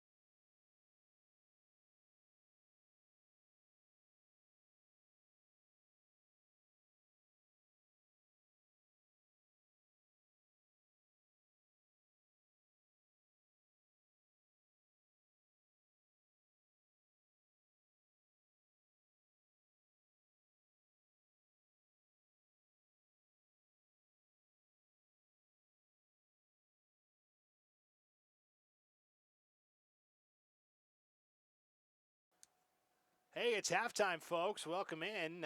It is the 2024 Rocky Mountain Rumble, part of our IdahoSports.com Gem State Game of the Week. This is something new we're doing this year. We're one game, or in this case, one event, 7 games in total. We try to up the production value a little bit. We give you some multiple cameras, some enhanced graphics, of course, that award-winning commentary you're used to from IdahoSports.com, and we try to really give it a big game feel, and this one has the feel of a big game because these are two powerhouses, Coeur d'Alene and Shadow Ridge, in our second game today. Both teams came in 1-0. Brandon Bainey here with Logan Kelso, but it is 21-7. Coeur d'Alene here at the half. Put on a clinic in that first half offensively. Yeah, started off the game right away with a great 50-yard kick return with Coeur d'Alene, immediately followed up by just a couple plays later, a touchdown pass from Simmons to Wheeler to put up 7 points. And we were like, wow, that was pretty quick. And then the next possession, first play, Cox, the quarterback for Shadow Ridge, runs it 80 yards to even up the score at 7-7. And then the next possession, Coeur d'Alene instantly marches right back down the field, and Simmons finds Wheeler once again. And then we get, well, our first stop of the game. And by the way, those first 3 scores all within around under 4 minutes. And then after that, a couple stops, and then a missed field goal from Coeur d'Alene, which ended up being so far Shadow Ridge's single stop this game. And then right before the half, Coeur d'Alene Simmons finds Katie for his 3rd passing touchdown to make it 21-7. Then Shadow Ridge got the ball back, couldn't really do much with it, ends up heading to halftime. Great start for Coeur d'Alene. Simmons and Coeur d'Alene showing the pass game early versus Shadow Ridge, who only passed the ball once in the first half, which was almost unexpected they even passed the ball one time, as they run a heavy, high-powered triple option offense led by the junior, Nia Cox. And look for adjustments in the second half. Shadow Ridge will get the ball back to start the second half, and like we said in the first half, it is tough to mount a comeback when you run a triple option offense. And they'll have to, I want to say it's a must score because there will be 24 minutes of game time left in the game. But I'm going to say, I think it is a must score for the Mustangs to come out here in the second half. Yeah, I mean, because especially with Coeur d'Alene's heavy, high-powered offense. It's only been stopped twice today, once on a missed field goal and once on right before the half. Yeah, I mean, you can't fall behind anymore if you're Shadow Ridge. I mean, that is going to be a bad situation because you're going to have to abandon your game plan almost entirely. So as we bring you the first half stats here, we'll start with Shadow Ridge from Las Vegas, Nevada. 164 rushing yards in that opening half, Logan. 0 passing yards. They only attempted the one pass. Yeah, and that one pass actually was a great pass. It just sailed right over the wide receiver had the corner beat, just sailed right over his hands. I'd like to see him do it a couple more times. I mean, I think the big reason it worked is Coeur d'Alene was not expecting at all a pass on second down, especially that early into the second quarter. But yeah, see them try it a couple more times here in the second half. I like to see it. Yeah, it came on a 2nd and 12, and they had run the ball like their first 10 or 11 plays and pulled the one pass out. And so 164 rushing yards as a team, 0 passing yards. That is 164 yards of total offense. It is Eula Cox, the quarterback, leading the way, 9 carries for 84 yards and the touchdown. So think about it. He had the 80-yard touchdown run, and he's got now in 8 carries since then only another 4 yards of net yardage. So there's been 4 or 5 yard runs, 4 or 5 yard losses. Coeur d'Alene has really buttoned it up after that 80-yard touchdown run. Yeah, they made at first I was like, I don't know if Coeur d'Alene's ready for the triple option offense, but they made adjustments right away. It might have just been one play that they just caught off guard, and since then they've looked locked in. At first, they'd be like, it might be at halftime, Coeur d'Alene's have to adjust. They already adjusted to them, and now they put the pressure on Shadow Ridge to almost pull out some different plays in the playbook, as they were almost getting a stop on, or almost getting a loss of yards almost on every single play, it seemed like, towards the end of the half. So it is Cox leading the way, 9 carries, 84 yards, and a touchdown here at halftime. Next leading scorer is Isaiah Ruiz, 5 carries for 39 yards, and he's kind of the sweep guy. They like to get him going on the perimeter. After that, it is Tyrell Cravens, 3 carries for 15 yards. I like to see him get a little more involved in their offense. Yeah, I mean, in the some quickness. In the season opener against Spanish Springs, he rushed for 128 yards and a touchdown on just 13 carries. So, I mean, that is a far cry from, in that first game, Shadow Ridge rushed for 440 yards as a team at 164 here in one half against Coeur d'Alene. So it's Cox, 9 for 84 and a touchdown. Then Ruiz, 5 carries for 39 yards. Cravens, 3 carries for 15 yards. Then it is the fullback, Velasquez, and he has Hector Velasquez, 4 carries for 13 yards. It is Ray Carmel, 1 carry for 8 yards, and then Trevin Young, the fullback, 2 carries for 5 yards. He did leave with an injury, and we certainly hope that he is all right. And then Eula Cox 0 for 1 passing for Shadow Ridge. For Coeur d'Alene in the first half, they had 23 yards rushing, 180 yards through the air, so that is 203 yards of total offense. The leading rusher in that first half for Coeur d'Alene was Anthony Browning. Actually it was Christian Young, 3 carries for 16 yards. Anthony Browning has 2 carries for 7 yards. That's it, 5 rushes for Coeur d'Alene in that first half because the pass game's been working pretty good. Caden Simmons, 14 of 22, and really up until, that last drive where, Coeur d'Alene was feeling the urgency a little bit, trying to score before halftime. Prior to that, he had been like 14 of 18, so that's pretty efficient. 14 of 22 overall, though, 180 yards, 3 touchdowns, no picks in that first half, and he has really distributed the ball well. The leading receiver is actually Evan Williams, 5 catches for 69 yards. Kai Wheeler has 5 catches for 61 yards and 2 touchdowns. It is Jason Cady, 1 catch, 43 yards and a score. And then Christian Young, the running back, 2 catches for 9 yards, and Colby Cooey, 1 catch for -2 yards. You start to see why Coeur d'Alene is pretty tough because, all right, if we stop Wheeler, well, then there's Evan Williams in the slot. If we stop him, then here's Cady going over the top. And if we stop him, you got Cooey still. And there are a lot of weapons out there for Coeur d'Alene. Yeah, and they were dishing the ball around, not being selfish with it. And I'd expect a lot of the same. See how much Shadow Ridge makes adjustments on the pass defense. They were great on the rush defense. They weren't really allowing any major yardage off the rush. But there's just some pass plays. They're playing a lot of man coverage and just getting burnt. I see him maybe come out with a little bit more of a zone defense in the second half. Maybe double up on some receivers. And right now we're broadcasting from the ICCU Dome here in Pocatello on the campus of Idaho State University. It is, a little more cavernous for this game only because of the 2 teams involved. I mean, it's so far from Coeur d'Alene and Las Vegas.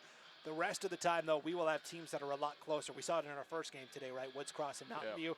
They really packed the stands, and it was loud and a lot of noise. Yeah, we had a student section out here for Woods Cross. I was making quite a bit of noise throughout the game. And then Mountain View towards the end, their crowd got super into it. in the fourth quarter. Their defense getting some major stops to ice the game. And it was a terrific game. Mountain View down 21-10 at one point. Came back, took a 24-21 lead, and then at one point, in a very sloppy moment, Mountain View, which needed a couple more first downs to ice the game, fumbled the ball, gave it to Woods Cross, the chance for Woods Cross to take the lead on around Mountain View's 30-yard line. And on the first play after getting the fumble, they immediately fumbled and gave it right back to Mountain View. Mountain View would run the ball out from there and call game. Yeah, emotions were high on that Woods Cross sideline. I was over there as the sideline reporter, and I got out of the way quickly when they came off the field. Yeah, halftime, there's a little bit of some chippiness between the Mountain View Mavericks and Woods Cross. Yeah, it was they were fired up and ready to go. Hey, we are, of course, broadcasting from inside the dome. It's nice and climate controlled. Yeah. And, everybody else in Idaho not so fortunate because you're playing outdoors, and there is a lot of smoke right now in the area. Especially, there's a big fire in Stanley, which isn't that far from East Idaho, but really the wind is blowing it all to the west. So the Boise Valley has been really affected by this smoke, as has the Magic Valley, the upper Magic Valley especially. There have been a lot of games that have been canceled. Mm-hmm. There's been a lot of games that have been postponed. There have been games that have been moved to certain venues. For example, tonight there was supposed to be a doubleheader between Bora and Timberline and Boise and somebody. I can't remember off the top of my head, but it was a doubleheader. That got moved to Homedale, so that's not going to be played at Homedale. Parma is going to host a game between Declo and Nampa Christian. That game's in Parma now. Moscow was supposed to play Caldwell. That game is now in McCall. So not only has, so if you're a fan tonight and you're going out because, most varsity games are going to kick off in 2 hours here in Idaho. If you're headed out the door tonight, A, make sure your game is still on and hasn't been canceled. B, make sure it's in the place, where it says it's going to be, because if not, it may have gotten moved. We are updating the schedule as we get information on IdahoSports.com. So really, that is your number one place to go to check all the latest updates. Hey, let's go to Logan Green in our IdahoSports.com news chopper. Logan, what do you got for us? Hey, we just want to throw out the shout out email. We did this in the last game. We got a lot of great emails, so we just want to do that again. If you've got a shout out you want to give us, just send an email to us. It's just webcast@IdahoSports.com. You see it right there on your screen. And as that continues to roll in, you guys will just have to give me a little bit of airtime. You'll have to hold your breath and let me give these great people some shout-outs. It's funny, the last game, it took a while. We got one, and I read the one, and then the floodgates opened. It was, if the Joneses are doing it, then I better get my shout-out in. So be sure to send us a shout-out, webcast@IdahoSports.com. Especially, I want to hear from the people back in Vegas that are watching. Because I don't know a lot about Shadow Ridge, obviously. I'm from Idaho. I know a lot more about Coeur d'Alene. And so I want to know more about the Shadow Ridge community and, giving your players shout-outs. So obviously Coeur d'Alene, too. We want to hear from the Vikings fans up north. Logan, just give us a signal. Just give us a... Oh, yeah. I'm just going to cut you off. I'm going to be like, be quiet. My turn. And I'll get in there. But it's always really fun. We get people from all over. I did a lacrosse game a couple years ago. We had people from Germany watching in on that game. It's I think the last game, our furthest, we had an Arizona chime in. It should be fun later on when we get we'll have a team from Alaska here at the event.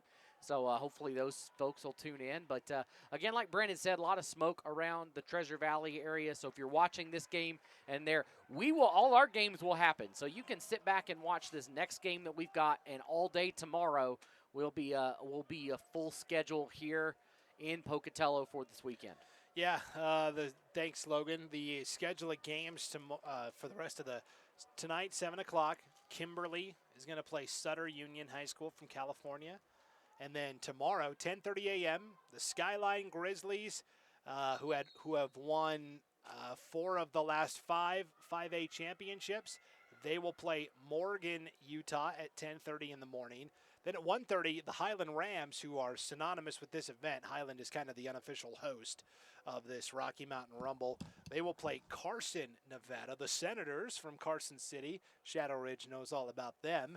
That's at 1:30. Then at 4:30, we will have Teton, the Timberwolves from Driggs, the 4A runner-up last year. They will play the Soldotna Stars from Alaska, coming all the way down. And then at our final game, 7:30 tomorrow night, the Rigby Trojans, who Coeur d'Alene beat last week, 24-14. They will take on the Wasatch Wasps from Heber City, Utah. Those will be fun matchups. And it'll be nice for the Teton High and Driggs community to get out of the smoke affected by the Bridger Teton National Forest fire as well. That's the one that's also affecting our area here in East Idaho quite a bit.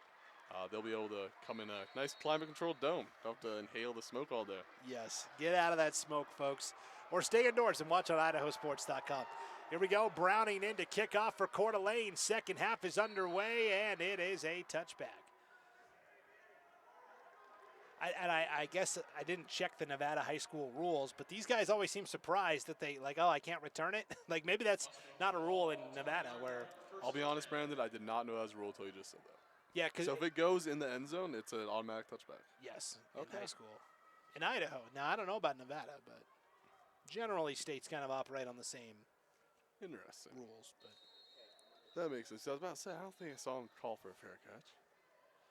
Or call for a touchback. I mean, a lot of kickers in high school, you have to have a pretty tremendous leg to get it. That's probably why I never noticed when I went to high school years, I don't think.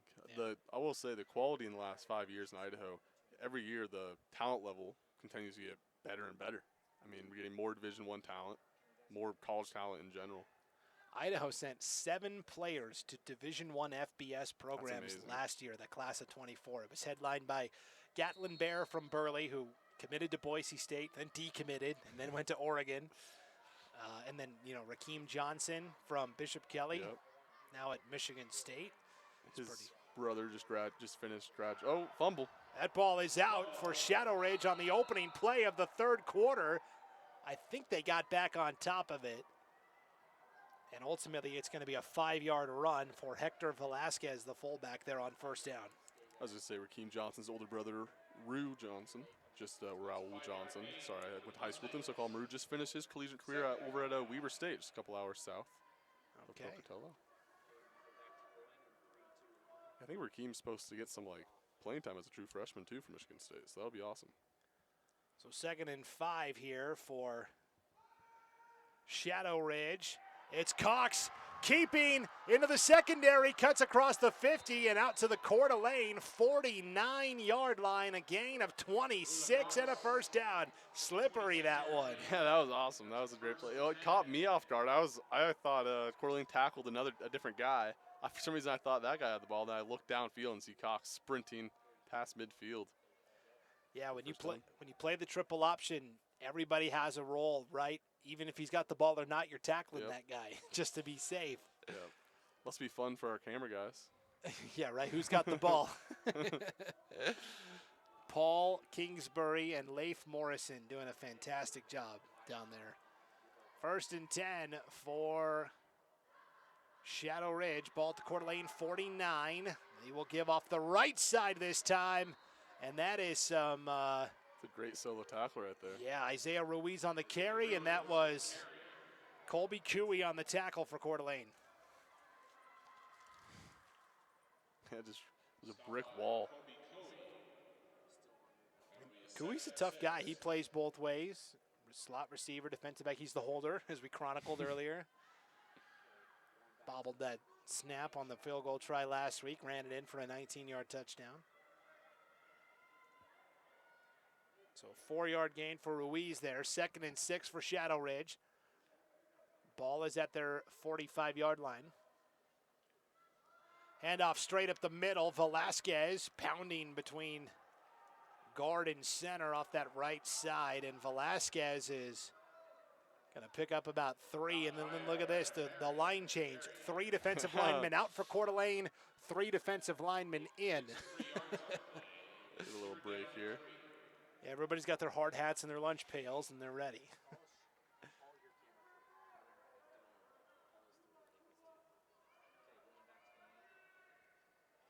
So here we go. It is 3rd and 3 for Shadow Ridge. Coeur d'Alene trying to get a stop defensively. The backs run into each other, and the ball is almost taken away by Coeur d'Alene. Or did they wrestle it away? I think it looked from the eye test. It was like he had the ball before it was even. Wow, it's ripped it straight out of his hands. Yeah, quarterback and fullback, like both were hanging onto the ball, and then Tucker Booth from Coeur d'Alene came in and said, "Yeah, I'll take that, thanks." Officially, boy, they're gonna call that down by contact as the runner was stood up, and not even a significant loss of yardage, only a loss of 2 on that. We'll give that to Cox, the quarterback. Well, the line change worked. So 4th and 5 here for Shadow Ridge. They're going to go for it, down 2 scores, 8:25 to play in the 3rd. Cox on the bootleg is sacked back at the 50-yard line. Nicely done by Coeur d'Alene. That was Ben Murray coming on the safety blitz. The sophomore with a massive sack right there. Turnover of downs.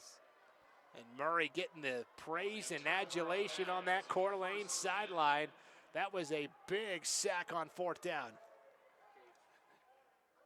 Nicely done to turn him over.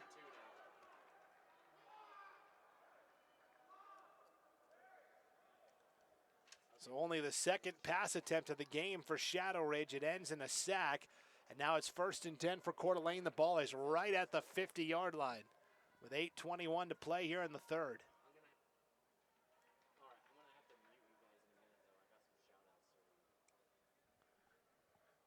And right after this play, it sounds like we've got some shout-outs that have come through on the email. We'll go to Logan Green here, and now we've got a timeout taken by Coeur d'Alene.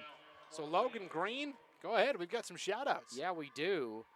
First one, shout-out to number 73, junior Tyson Goff, G-O-U-G-H. They say Goff. That's a good name. Thanks, Julie, for the shout-out. We've also got one from Sean Garduno, number 27, and Mark, number 47. I'm guessing these are coming from Shadow Ridge. I believe you're correct. And one more shout out to number 13, my nephew, Malachi Berry, for Shadow Ridge. So how about that? 3 straight Mustang shout outs. Vikings, you got to step it up here. Again, it's webcasts at IdahoSports.com. Here, I'll throw it up one more time. That's the link or the address. Send it over. Right now it's 3-0 Mustangs. We're going to keep a running count here. Yeah. Mustangs up a field goal in terms of shout-outs. Yeah, and tell us where you're watching from, and if you're a family member, you know how you're related. We love hearing those stories. So, okay, good work, Logan Green, executive producer. I'll just start snapping my fingers. Mr. Producer? Mr. Producer? He's a producer and he's also technical directing over there. Logan is our director, yes. He is doing a fantastic job. Producer, showrunner. Really, without him, vocals. This broadcast would not be near the production it is. So after the timeout, 1st and 10, Coeur d'Alene at the 50. Little bubble screen. That is caught, but only for a yard. Nicely done by Shadow Ridge. That was Gerald Rock. We talked about him on the offensive line at center, but he also holds his own at defensive tackle. And Gerald Rock with a great tackle in the open field that time. Yeah, great gang tackling. Christian Young almost threw the first defender off him, got the defender off him, looked up, had 2 more people taking him to the carpet here at ISU. So a gain of only a yard for Christian Young. The tailback on that screen. Now Young will get it in a more traditional handoff up the middle. And Young says, yeah, I can work with that. Ends up picking up 7 yards to make it 2nd and 2. I like that by Young. Lowers his body, embraces the contact just to get the extra couple yards. Simmons with the hard count. Who moved first? They say Shadow Ridge. Looks like That ball offsides, called against the Mustangs. Cody Hansen, the senior. It'll be a 5-yard penalty. Like he was the first. There was a couple guys to jump off sides. That's one that caught my eye. Yeah, it's tough on that D-line there. They've gotten bitten by the hard count a couple of times today. So that picks up a fresh set of downs for Coeur d'Alene here with 7:22 to play in the 3rd, and the Vikings leading 21-7. 1st and 10 from the 37 of Shadow Ridge. Sweet play, Young blown up in the backfield. That's Aaron Smith. He has been a heat-seeking missile today for the Shadow Ridge defense. And nowhere to go there for Young. Instantly met in the backfield. for a loss. And Young is going to lose 4 yards on that carry. Second and 14 now for Coeur d'Alene. Ball back at their own 39-yard line. Simmons out of the gun. 4 receivers stacked at the top of your screen. They give to Young up the middle. Young slithers his way across the 40 and the 35 down to the 34, but the yellow flag comes out. This one could be coming back. Yeah, looked like holding, and it is. And so really for Coach Amos, that's been the one bugaboo today. A couple of drives have kind of been stalled by penalties, but some early season growing pains. But this also, all I see is this gives an excuse for Coeur d'Alene to air out the ball. Yeah, I mean, you're looking now at 2nd down and 24 here, following the 10-yard spot foul penalty. And they're all the way back on their side of the 50, Logan. They're back at their own 49. They will give to Young, and Young is going to get maybe back to the line. That's it. That's Malachi Gutcher, the senior linebacker, on the tackle for Shadow Ridge. Officially no gain. Heavy runs to start their first possession in the second half. Trying to get Christian Young warmed up here. So now 3rd and 24 for the Vikings. Simmons is going to have to air it out here. Shadow Ridge comes on the blitz. Simmons is able to escape for a moment. Now we'll just take off and run, and will be tackled out of bounds. And again, Coeur d'Alene this time looking for the late flag, didn't get it. And I guess you got to give our officials credit. They're at least consistent, right? There was a play in the first half where a Shadow Ridge guy was kind of bumped out of bounds, no flag. This time it's Coeur d'Alene, also no flag. Yeah, normally usually you see the quarterbacks get a little more leniency on getting the calls for that, but yeah, called it consistently. So officially that is a 4-yard scramble for Caden Simmons. 4th down, Browning will come on to punt, and that's a big win for the Shadow Ridge defense, right? Massive stop. Play blown dead. Now another flag comes out here. False start against Coeur d'Alene, and now a late substitution by Shadow Ridge as well. Aiden Hewson came sprinting onto the field here. And the return man here for Shadow Ridge is Joseph Darr. Darr stands at his own 18-yard line here. And again, that's Browning to punt here for Coeur d'Alene on 4th and long. And a boomer of a kick will go over the head. Darr will let it roll into the end zone for the touchback. Not a bad job. Browning almost placed it down inside the 10 there, but it's a fast turf here. Yeah, very quick. Freshly installed turf, I believe it's the 2nd year that they have this specific turf out here.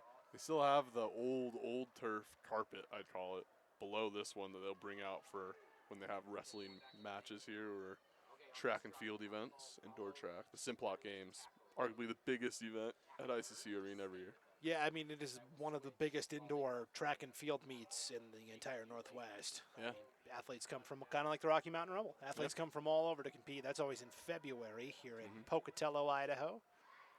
1st and 10 here for Shadow Ridge from their own 20-yard line. 5:40 to play here in the 3rd.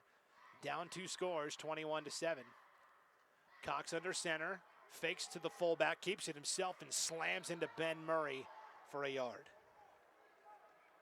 I think my favorite feature of ICC Arena I've never seen, granted I've only been to a couple domes, I've never really seen anywhere else, is the dugout. We have pretty much dugouts here at the arena. They have the sidelines. If you're a spectator, you couldn't see both sidelines, as most of the team stands behind the stands, or under the stands, I should say. Yeah, they do. Where the team benches are, they're kind of in these dugouts that are below the seats. Yeah, it is a unique feature here. Not a ton of sideline room. 2nd and 9, Cox under center. Fakes the handoff, now back to pass, has plenty of time. Cox going to roll out to the left, and now will take off and run, and Cox will tiptoe out of bounds at the 26-yard line. A pickup of 5 there for Cox on the scramble. It'll be 3rd and short for Shadow Ridge. Yeah, the ICCU Dome was the first collegiate dome ever built. It was in 1980. Originally the Mini Dome. Yeah, the Mini Dome is what they used to call it, and then it was Holt Arena for a long time, and now a corporate sponsor, ICCU Dome. Yep. And I think it would have been the first sports dome, period, except for the Astrodome, where the Houston Astros played. Yeah.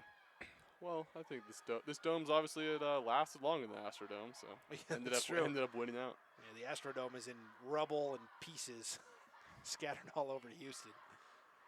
3rd and 4.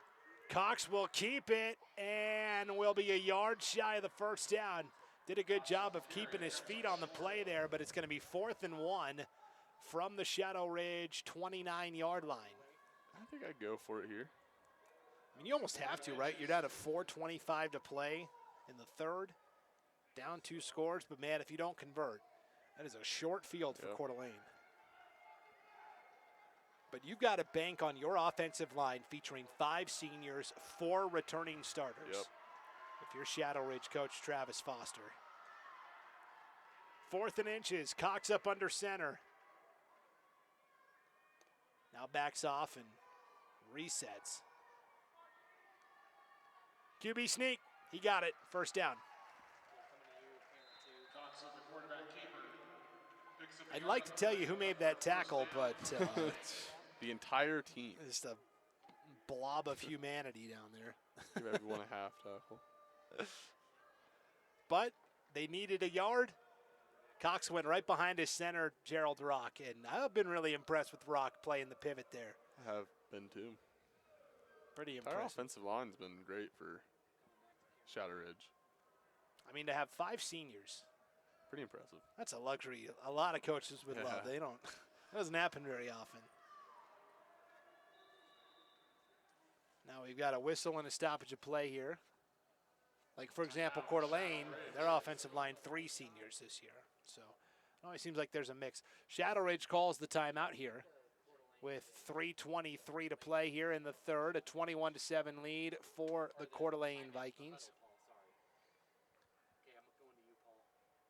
And there you see it, the Coeur d'Alene Vikings looking to go 2-0 this season, 24-14 win over Rigby in the season opener last week. Now, that was a game that used to be played at a neutral site, also a Big Sky conference facility, the University of Montana's Washington Grizzly Stadium in Missoula, kind of a halfway point for Rigby and Coeur d'Alene. So odd to have 2 Idaho teams play in the same matchup. Yeah, it's cool, though, because they had done it the 2 previous years and were set to do it this year, but University of Montana got into the concert game this summer.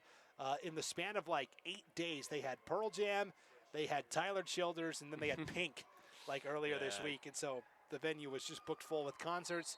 So they played it in Coeur d'Alene. Next year they will travel to Rigby, a true home and home. That's awesome. Yeah, that facility is incredible. Yeah, you got to go there for a game sometime, Logan. I have been. It's awesome. Yeah. Oh, yeah. Okay. 1st and 10. I love Missoula. Pitch out to Cravens. Lost the ball at the last moment. Was never ruled down. Did Coeur d'Alene recover? No indication yet.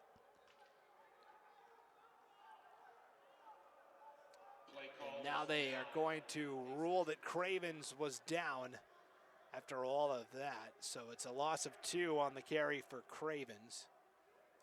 And 2nd and 12 here. So I grew up in Missoula. I'm a proud Missoula native. Big Mo Club fan? Oh, yeah, hey. Got to get a Mo burger at the Mo Club. And tricked on a George Foreman grill. Now, I went up last year for the Idaho State Montana game. It ended up being a lot closer than a lot of people thought. I think Idaho State only lost by 8 points. Yes. Idaho State turning their program around under head coach Cody Hawkins, former Idaho prep athlete over at Bishop Kelly, my alma mater. 2nd and 12 in the play blown dead. We're going to check in with Delay of game called against Shadow Ridge. Delay of game call. Delay of game, and you never know who you'll see here at the ICCU Dome. We got a celebrity in the house here, Corey Simmons. This is Caden Simmons' dad. He is the head men's basketball coach at North Idaho College up there in Coeur d'Alene. And boy, he's had a great season last year. They just missed out on a postseason run, but he's gearing up for another great season. And so there's Corey. I got to talk to him briefly earlier today. And the whole Simmons family, I mean, Maddie Simmons, Caden's older sister, she's playing basketball at the University of Wyoming. Nicole Simmons, mom, 2 state championships. And that ball fumbled, and this time clearly recovered. It's Tucker Booth, who comes away with the fumble recovery, the senior defensive end. What a job by Booth. Yeah, they've been teasing us with fumble recoveries all day. This one, they finally get it, and an absolute backbreaker after a really long drive, possession time for the Mustangs, and now it's right back from the Vikings' hands. All right, well, while we flip possession here, let's go to Logan Green, our executive producer. More shout-outs. Yeah, we got a shout-out, another one for Shadow Ridge. Kavika Kalini, number 25. Shout-out there. We've also got one for Kai Wheeler. This is, I don't know who it is, but he says he's watching from the Marine Corps station in Yuma. Oh, that's awesome. Southern border. Kai Wheeler. Simmons looking his way. He's nearly had it for the touchdown. Broke it up at the last moment. I thought that was going to be perfect. We got the shout out for Kai Wheeler, and then he nearly got the touchdown. But Eula Cox on defense making a play. So I got one more. Sean Garduno, number 27 for Shadow Ridge. Mom, Dad, Christopher, and Sammy are all proud of you. And then finally one more, watching from Coeur d'Alene. Shout out to our son, number 74, Logan Trujillo for Coeur d'Alene. So Coeur d'Alene did get 2 there. They're back in the mix. Awesome. Oh, I got one more. Kai Wheeler and Logan Trujillo. Who else? Shout out to Parker Neff from the Coeur d'Alene Vikings as well. Parker Neff's a bad dude at inside linebacker. He is a fantastic defensive player. Right now it's the Coeur d'Alene offense, though, trying to go up 3 scores. 1:40 to play in the third. Slant route, deflected and broken up. Great defense. You can't draw it up any better than that. Joseph Darr on the coverage. Yeah, perfect coverage. Didn't allow an inch of separation from Wheeler. And now all of a sudden, 3rd and 10 for Coeur d'Alene. And man, I still can't believe Kai Wheeler getting a shout out from the Marine base in where? Yuma, Arizona. Right on the southern border in Arizona. Yeah. 3rd and 10 for Coeur d'Alene. Simmons got to find something. Avoids the rush for the moment. That was Michael Short applying the pressure. And Simmons on the run, fires incomplete for a first down. That is the tight end, Tucker Booth. He just had the fumble recovery on defense, and there he is picking up 13 yards on offense, his first grab of the night. Hurry up tempo here. And that'll be a touchdown. Over the middle, right back to Booth, the tight end. He's going to get the flag for the excessive celebration. I thought that was pretty tame myself, but he'll take the 6 points, certainly. So Simmons from 14 yards out throws a strike over the middle. Vapor trails coming off that ball, and Tucker Booth, the tight end, hangs on for 6.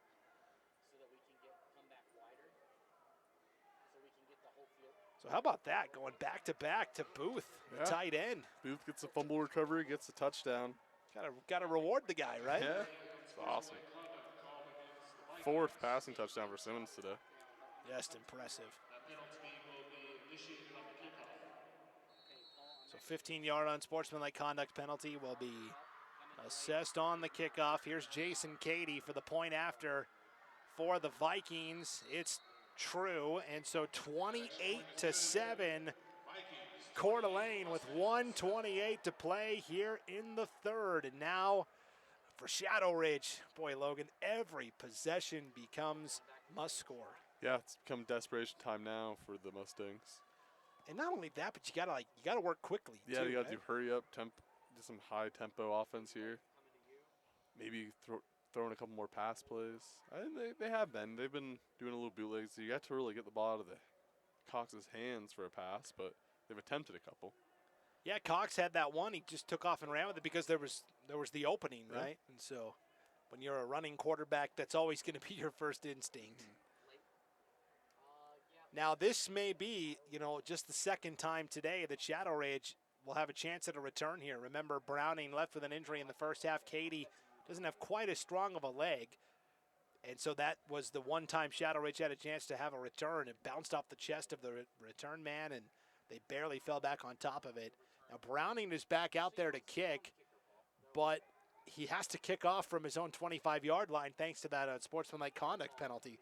So we know Browning's got a big leg. I'm really intrigued to see how far he can drill this. I have a feeling he'll still go into the end zone. Yeah. Browning kicks, punts, inside linebacker, moonlights as a fullback when they need him. And that's the thing with this Coeur d'Alene team. Yeah, we're a 6A school, we get it. But we're not married to this idea of you only play on one side of the ball. Yeah. We're going to put our best players all over and give us a chance to win. So here's Browning for the kick. And this one will be taken on a bounce at the 20-yard line. On the return here, this is Diego Madrid, actually Leo Flores Santa Cruz.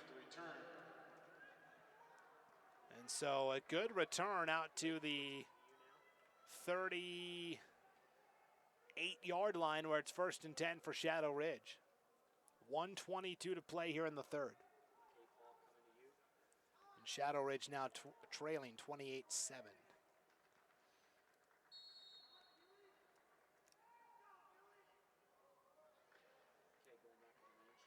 See what the Mustangs can do here on offense. Still in that wing T look. So pre-snap, late, you get defense, post-play, switch it. I know that's confusing. Their huddle looked a lot better from Paul's angle there. 1st and 10. Everything looks better from Paul's. Handoff right side. And a couple of yards, and that's it for the wingback that time. Viking player down on the field. I think that was Velasquez, the fullback on the carry. He gets 2 yards. 1:07 to play here in the third, and a Coeur d'Alene Viking down with injury. So we'll take a break. 28-7, Coeur d'Alene leading. You're watching the 2024 Rocky Mountain Rumble on IdahoSports.com. I'm always looking for new ways to save, but I haven't found anything better than my P1FCU Ascend checking account. It's a free account that earns 3.5% APY of your average monthly balance. That could feed your coffee obsession for 2 weeks. Not only am I earning money, but I also have all the great features of a checking account, like mobile deposit and mobile wallet. Open your Ascend checking account at p1fcu.org and start earning today. APY is the annual percentage yield.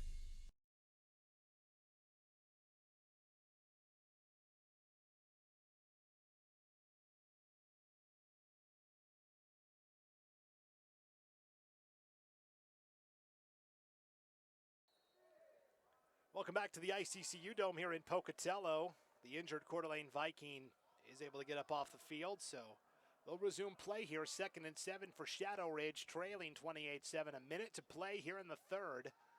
They give to the fullback. That ball came out again, and I think he fell right back on top of it. Man. That was Trevin Young. Ball security's been tough here in the second half for the Mustangs. And Young squeezes out a half a yard. So looks like Logan is ready for more shout-outs here on 3rd and 6. Okay, I got a little more clarification on the Yuma thing. Shout out to Evan Williams, Alex Brown, and Jason Cady watching from the Marine Corps Air Station in Yuma. Bunch of former Vikings alumni stationed down here. So multiple cool Vikings alums down there. That's awesome. Thank you for serving our country as well. I know you don't get enough thanks for the sacrifices you're making. We really appreciate it. Handoff right side. This is again Young, which is good to see because he left with an injury in that first half for Shadow Ridge. Trevin Young. He's been in there for back-to-back carries. Unfortunately, nothing gained, and now it's 4th and 5. And Shadow Ridge is going to have to go for it here as we flip the field and go to the end of the third. It is Coeur d'Alene in control, 28-7 over Shadow Ridge. 1 quarter to play here in our second game of the 2024 Rocky Mountain Rumble. You're watching the 2024 Rumble, like I said, and you're watching the IdahoSports.com. You can tell it's been a long day already. You're watching the IdahoSports.com More shout-outs. Okay, we're not going to take a break. Logan, go ahead. Sorry, we got more shout-outs. This one is from John Brown. Shout-out to the Vikings and my son Alex Brown, number 54. We've got one from Jennifer Nelson. Shout-out to Coach Nelson from his family in Coeur d'Alene. Go Vikings. Also one from Meredith Mitchell, Coeur d'Alene defense under Jeff Besser and Vance Mitchell. Defense number 5, Katie Shoop and is that Dallin, number 24. Ian Dolan. Excuse me. So shout-outs all around for the Coeur d'Alene defense there from Meredith Mitchell here. Awesome. Keep those shout-outs rolling. We love it. 4th and 5. Cox going to wind up and throw. He's got a man wide open for the first down along that far sideline. Joseph Darr will move the sticks. That was a confident pass. He did not second think that at all, and you'd love to see that out of a quarterback. Don't second guess. Just throw it to the open receiver. Perfect pass. And a first down here for the Mustangs. Getting a little bit of momentum here crossing midfield. That is a gain of 15 and a first down here for Shadow Ridge to start the 4th quarter of play. The Mustangs trailing 28-7. And again, they're going more with 2 wide receivers instead of a receiver and a tight end in this wing T look. They give to Young off the left side. Young stood up. Brought down by Colby Cooey eventually after a gain of about 5. Penalty flag comes out, though, so we will have to wait and see what we have here. I'm not sure this one's on. Came out right at the end, usually, in the area of a face mask or something like that. I see our officials down there talking like, yeah, his head went back like this. He said it just like that. Yeah, it's going to be a face mask on Coeur d'Alene. Yeah. We saw him. He did. He was talking to his other officials, and he tipped his neck back, like demonstrating what he saw there. That's about all we're missing from this. Holding. Or maybe the PA announcer just I think it's face mask. I think it's a face mask. First down for Shadow Ridge. First and 10 for the Mustangs. Ball is at the Coeur d'Alene 33. That's about the only thing we're missing is our referees mic'd up, right? Yeah, right. First and 10. Cox back to pass. Has time. Coeur d'Alene only rushes 3. Deep ball incomplete. Trying to go to the wing back, Isaiah Ruiz, between 2 defenders. And that's the thing with Cox is Coeur d'Alene is only going to be rushing 3 guys on those pass attempts. The Coeur d'Alene linebackers are good enough to recognize if it's a pass. All right, we abandon that rush, and we're going to drop back into coverage. So, and that was a pretty solid pass. Got it over the defenders. Just wide receivers couldn't catch up with it. So 2nd and 10 for Shadow Ridge. 11:36 to play. Down 3 scores here to Coeur d'Alene. Both teams 1-0 coming into this matchup. Toss it over to Trevin Young, and another face mask penalty, or another penalty flag comes out. This might be in the area of a hold. We'll see. Young, for the moment, has a gain of 7 to make it 2nd and short. But again, we'll see what our officials come up with here. Shadow Ridge already moving back like it's against them, and it is. So holding is the call. And that's boy, brutal. That's a tough one, right? It moves it all the way back to the 44-yard line where it's going to be 2nd down and 20 officially. 2nd and 20. Because Shadow Ridge was moving the ball so well, and the holding penalty is tough because it's 10 yards from the spot of the foul. That can be an absolute drive killer. I mean, it has been for Coeur d'Alene. Coeur d'Alene's the 2 times have been stopped, both mainly on penalties. Oof. Cox winds up and throws. Not quite deep enough for Zayak and Sanya, the tight end, but a little too far for the wingback, Tyrell Craven. It kind of fell between Akinsanya and Craven there, incomplete. It's now 3rd and 20.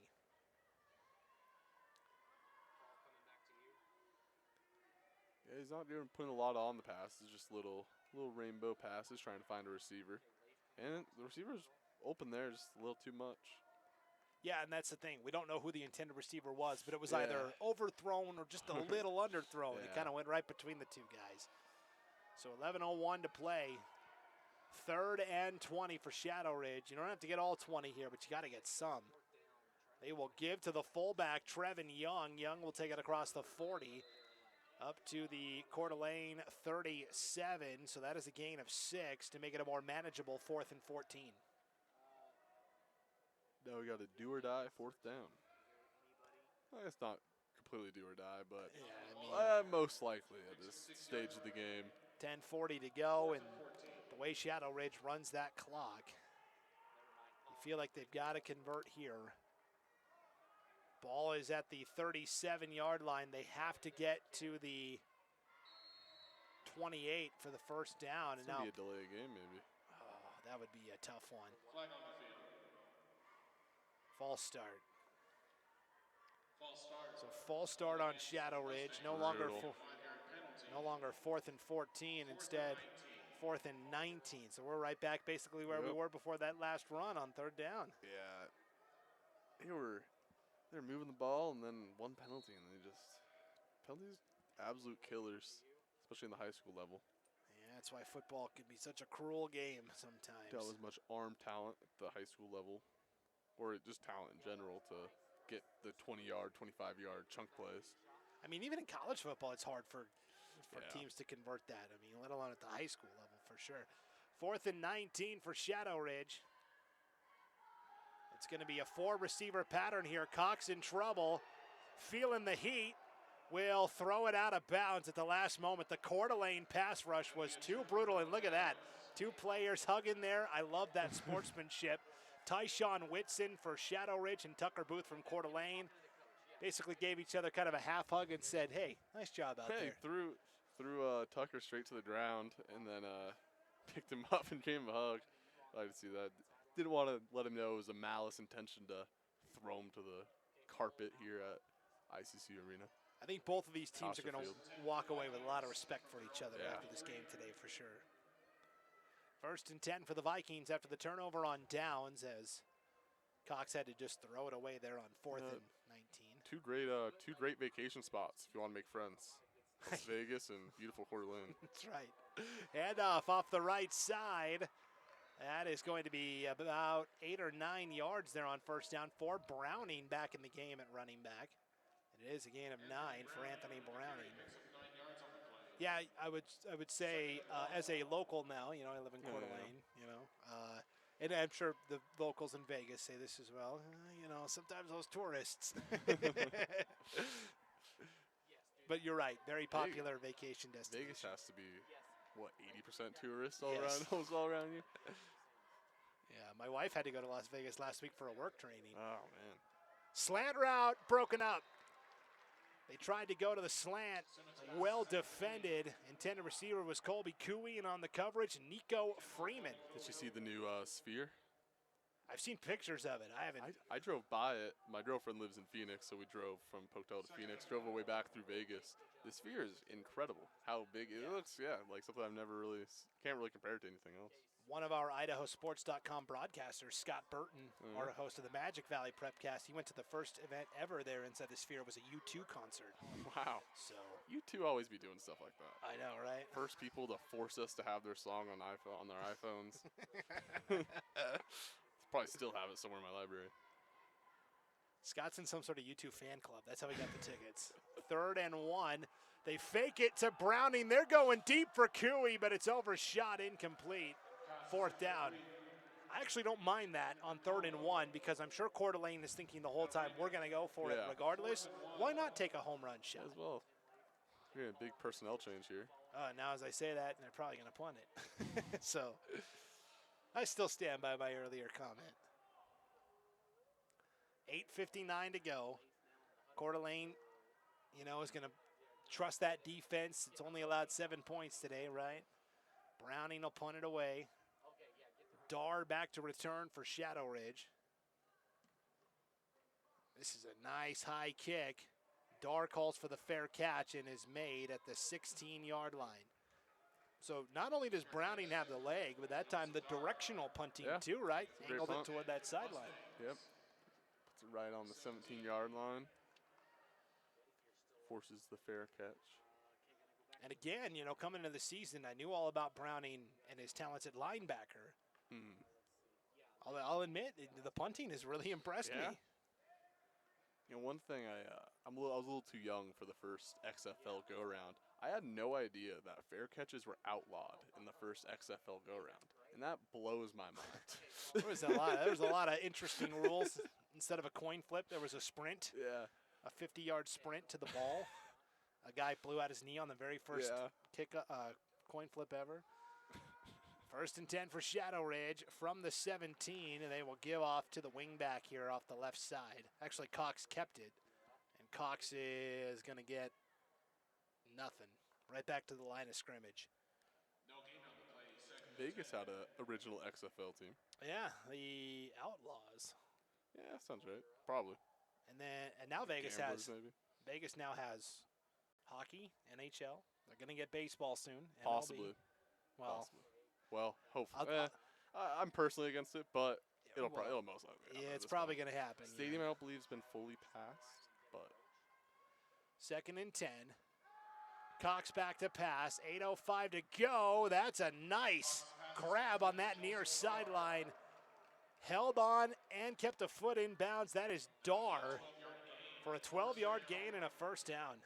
We also got the Summer League out there. UNLV football projected, I think they got picked to go 2nd in the Mountain West poll this year, which has to be the highest they've had in a while. Went to the championship last year against Boise State. Yeah, really a renaissance for that program for sure. New coach turned it around. 1st and 10. Cox back to pass again, has time. Coeur d'Alene rushes 4. Now the protection breaks down. Cox will just take off and run and will be brought down around the 35-yard line. Multiple flags come out. We'll see what the penalty is here. For the moment, it's a 7-yard scamper for Cox, the quarterback here, with 7:52 to go. I went to California earlier this summer on vacation and went to some of the baseball stadiums down there. We went to Oakland. Yeah. I was like, I got to go to the Coliseum. I've been there once. Before. What do you think? Before they close up shop, it was honestly I was very sad going there, and because it was basically the bare minimum. Like only 1 out of every 4 concession stands were open. I felt bad for the employees that were there. I kept telling them like, hey, like I'm really bummed for you. Sorry. Hopefully you find a job and bounce back. And yeah, the Oakland A's owner, John Fisher, is kind of a joke, and I'm not afraid to say that. To take away one of the most historic baseball teams away and claim that's because the city wouldn't give you money to build a stadium despite being a multi-billionaire is pretty insane. Yeah, but meanwhile, Vegas says, we'll take it, and we'll injured Coeur d'Alene Viking here for the moment. So, you walk through and you see the history of the Oakland A's, right? Yeah. They won those 3 championships in a row in the 70s. They had the Bash Brothers in the 80s. Joe Rudy's incredible catch. Yeah, exactly. That was in 72, I think. It was, yeah. Joe Rudy grew up in Baker City, or didn't grow up, lives in Baker City, Oregon, where I grew up. Oh, so okay. I was wondering. I was like, it's a very obscure. You're either a huge baseball nerd, or man, I like you more and more. The more often. Grew up with baseball. Yeah. It's my primary sport to broadcast. That's awesome. Actually, I'm going to Sacramento next year for opening day baseball. Oh, I'm going to the first ever Oakland A's game. Well, I think they're not even going by a team name. They're just going by the A's. A's. I'm a Chicago Cubs fan, so the Cubs are actually opening the season next year in Sacramento. So I'm going to go to that one. I haven't got tickets. Got the plane tickets and all that. But I'll get the tickets when they go on sale. Yeah. Probably for way too much money.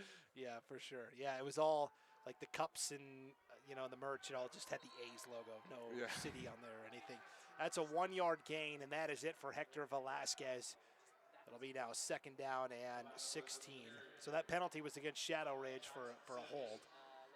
Out of that timeout as well for the injured Coeur d'Alene player.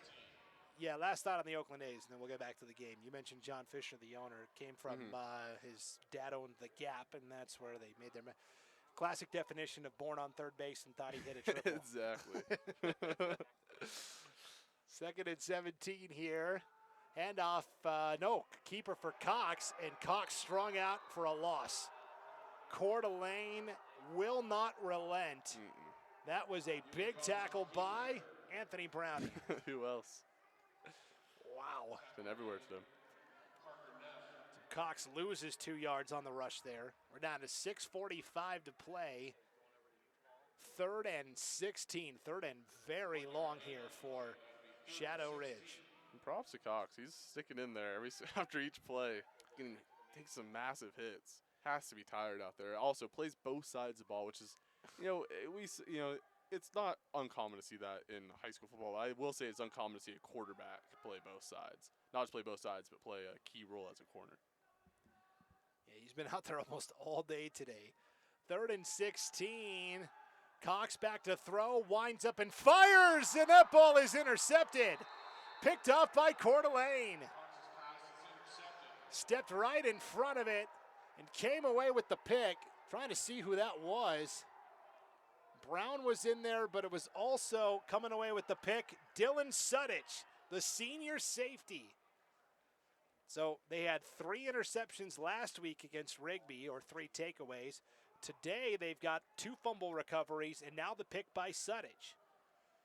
Yeah, Cox looked a little like he predetermined where he's going to throw that one, and Sudich read that perfectly well and cut off the throw right before it got to the receiver, and was 1 tackle away from taking that to the house.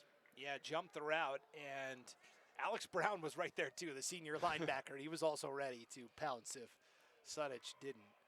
1st and 10. Handoff is to Christian Young. And Young will take it across the 20. And it'll be 2nd down and about 7 here for the Vikings. 5:50 to go. Simmons fakes the handoff, throws the screen pass. That is complete on that far side, and that is Sudich making the grab. They like rewarding these guys. Booth, They do. Booth came away with the fumble recovery. They gave it to him twice. He got the touchdown. Sudich with the pick, and now they get him involved in the passing game as well. So They're stacking that left side, and only 1 lineman, just the center. Odd formation. So Sudich with the reception, his first of the day, and that is They're going to call false start, looks like, or legal formation. False start. false start against the Vikings. I don't get why Shadow Ridge didn't put any other people on the box. They could have easily just sacked the quarterback there. They had 5 guys cover receivers. That's the Shadow Ridge coaching staff you're looking at there on the sidelines, led by Travis Foster, as we mentioned, in his 10th season at Shadow Ridge. Wow. The Mustangs last year 6-5. They got to the state semifinals and lost to Liberty High. So it's 1st and 10 from the 15. They will hand off up the middle. That is Christian Young picking up. Well, it's 1st and goal from the 15, so he picks up 6.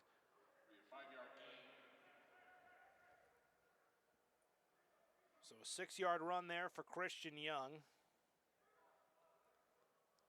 Simmons back to work in the shotgun here. They will give to Young again, and Young is going to fight his way inside the 10 down to around the 8. That was Malachi Gutcher coming up to make the stop, and so now it's 3rd and goal from the 8. .440 to play. Coeur d'Alene looking to put this one on ice. Up 28-7. 3rd and goal from the 8. Simmons rolling out, right side, slings it, sidearm caught inside the 5. And they're going to rule down at the 1-yard line. Daniel Shoup with his first grab of the contest. So Shoup makes the 8-yard reception, but darn penalty flag came out as well. And Shoup says, man, that was going to be my first catch of the game. 10-yard penalty on Coeur d'Alene, holding. Brutal. So definitely, some stuff that Coach Amos can go back to his guys and go, hey, I know we're 2-0, but. Yeah, he stated after his first game that he thought really the one thing they needed to clean up after the Rigby game was the penalties. And I have a feeling he's going to have the exact same message after this one. So 3rd and goal from the 18 now for Coeur d'Alene, instead of 4th and goal from the 1. Simmons, here's the blitz. Gets it out. That is caught in stride by Young. He then had to turn around, spun like a top inside the 10, down to around the 6. That's a gain of 12 to make it 4th and goal. They'll just bring on the field goal unit. Not overthink it here. Yeah, that'll be a good rep here for Jason Cady. This is going to be a 24-yard field goal try for Cady. He pushed it wide left earlier from 35. So this is a little more manageable here for Jason Cady, the senior. Coeur the hold, Cady the kick. It is through. So Cady drills the 24-yard field goal, and it's 31-7 Coeur d'Alene with 3:19 to play. Was it Cady who got that, or was that Anthony Browning? Oh, I'll have to double check that. And while we do, both of them were on the field, and one of them ran off. I didn't get clear eyes on who did.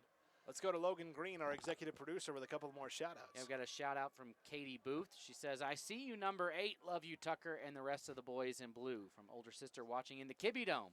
So from one dome to the other, Idaho is connected by domes, I guess. Shout-out from Rena Foster. Shout-out to the entire Mustang team and coaches from Coach Foster's family watching from Vegas. Thanks to the Fosters for that. Let's see. Shout out to sophomore number 5, Isaiah Ruiz, and number 31, AJ. Both are playing a great game watching from North Las Vegas.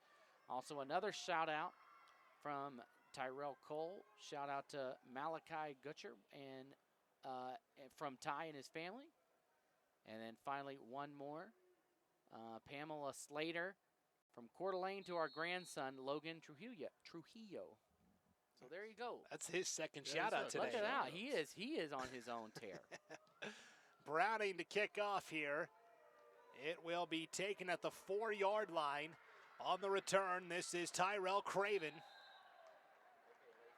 And Craven will take it out to the 25, where it'll be 1st and 10 for Shadow Ridge and 3:14 to play. 31-7. Lead for Coeur d'Alene, though. The Vikings about to move to 2-0 on the season.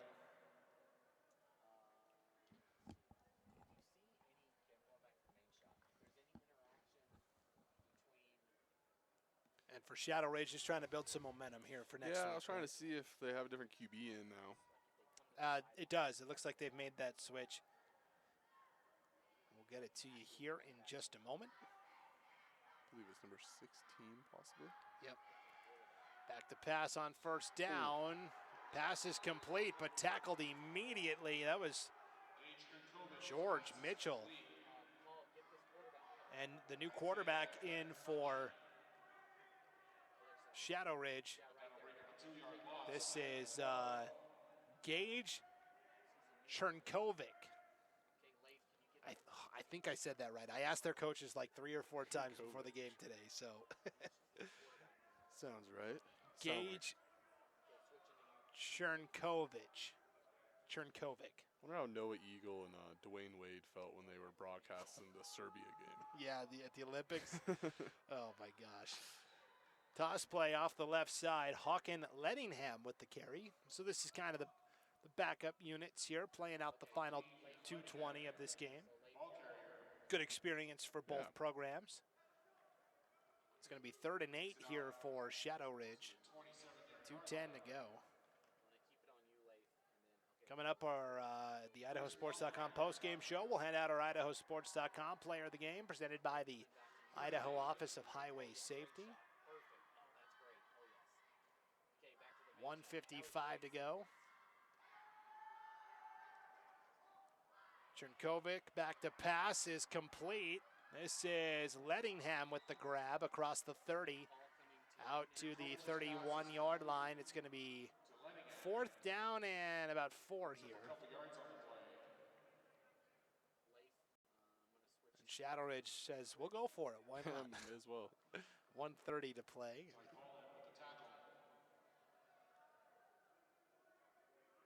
So 4th and 4 for Shadow Ridge from their own 31. They've got to get to the 35 for the 1st down. Chernkovic under center. And now a flag comes out.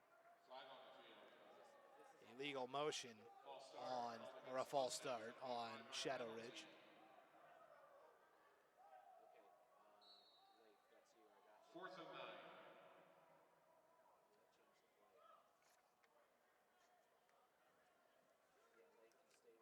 Coeur d'Alene's been in control of this game ever since they scored on the 3rd possession of the game. Make it 14-7. Since then, they've held absolute control. Let's look, they'll punt now. So Shadow Ridge will punt it away. Now it's bobbled and it's recovered. Scooped up by Browning, but they'll rule that Browning was down at the 15-yard line. And not only that, but Devin Curtis, the senior punter, comes off a little gingerly for Shadow Ridge as well. We hope he's all right, but man, Browning putting the cherry on top of the sundae. Yeah. So now we'll see Coeur d'Alene's backups come in. We mentioned it. Tanner Stern is going to come in for Coeur d'Alene. And if that name sounds familiar to fans in North Idaho, it's because it should. Stern, his dad, Matt Stern, was a star at Lake City, the crosstown rival, and then went on to play in the Big Sky Conference in college. So this is the new quarterback for Coeur d'Alene, Tanner Stern. He's a sophomore, and he'll kneel it. And Coeur d'Alene may have to kneel on it one more time, and then they'll get out of here with a hard-fought 31-7 win over Shadow Ridge High from North Las Vegas. Tough for Stern. He's going to end here with -6 rush yards. Well, he's not. Those are stats that, I'm sure when the coaches go back and watch the film and tally the official stats. It's like getting the last turnover in an NBA game. Yeah, holding it. Those won't be calculated. And that'll do it. Handshakes, fist bumps,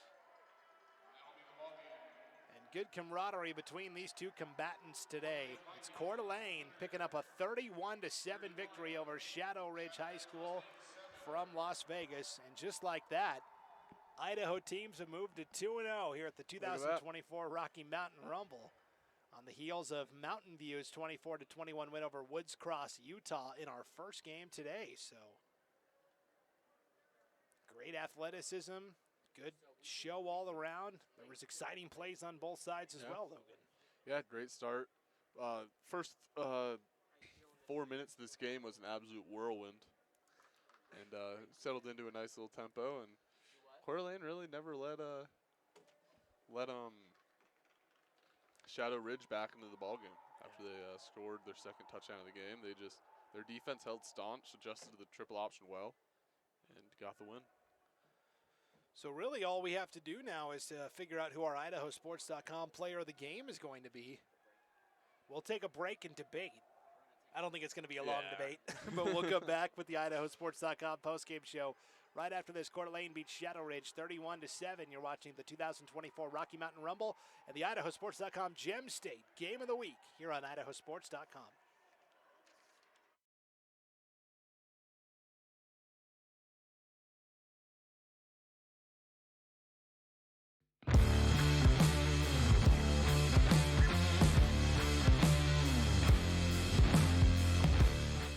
At Valleywide Cooperative, we're here when you need us. For 100 years, we have been here to help you with food, fuel, and good old-fashioned advice. And for us, serving is more than a job, it's a way of life, which is why we pour so much into the communities around us. We've employed hundreds of your neighbors. We take pride in that, and in giving back millions in sponsorships, grants, donations, and scholarships. It's our way of saying thanks. We're Valleywide, and yesterday, today, and tomorrow, we're here for you. This year, help dreams come true with the Ideal Idaho 529 Education Savings Program. Our easy-to-use tools make it simple to plan for your child's education. With tax benefits, ownership flexibility, Ideal is the perfect way to save for college, trade school, K-12 education, and student loan repayment. Join us at our next webinar to learn more about the 529 plan. Enrolling takes just 15 minutes, and you can start with just $25. Visit idsaves.org if you would like to learn more. We do things differently in Idaho. Sometimes we go east to find west, where muddy trails meet huckleberry smiles. Stars shine electric, and the wind smells like destiny. Sure, our traffic jams are strange, and not all our steaks are ribeyes. But wherever we go, our eyes never leave the road. Belts strapped and dreams packed, no distractions, no phones, focused. From here to there, it's who we are. Vaping sucks you in quick, and the more you vape, the harder it is to quit. Not to mention all the chemicals and health problems. That's why thousands of teens are joining My Life, My Quit. Visit mylifemyquit.com or text START MY QUIT to 36072.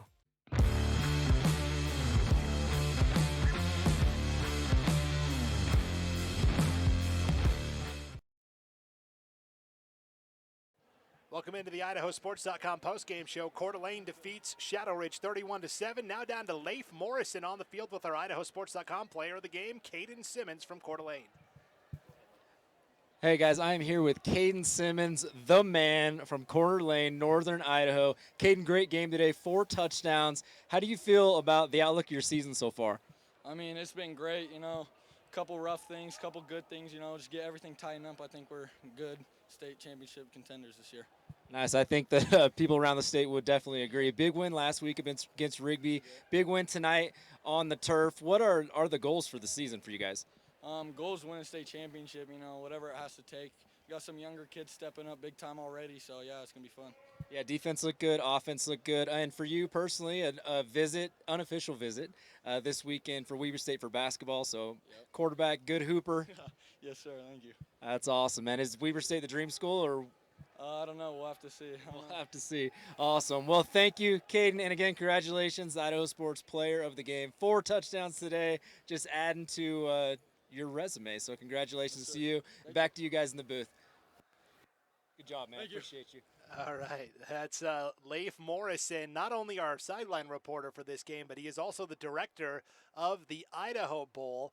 It was Idaho's first ever statewide all-star bowl game earlier this summer. They had it for 3 different age divisions. And so, hey, if you're a Coeur d'Alene Viking fan and you're watching this back home and you've got a 6th grader, 7th grader, or 8th grader that you think would be perfect for the Idaho Bowl, submit them for nomination for the selection committee, because these are Idaho's best and brightest playing at the Idaho Bowl every summer. And last year they got to play on the blue turf at Albertson Stadium, home of the Boise State Broncos. So that is Leif Morrison talking with our IdahoSports.com player of the game, Caden Simmons. One last time in the booth here, Brandon Bainey with Logan Kelso. Officially my numbers, which are unofficial at best.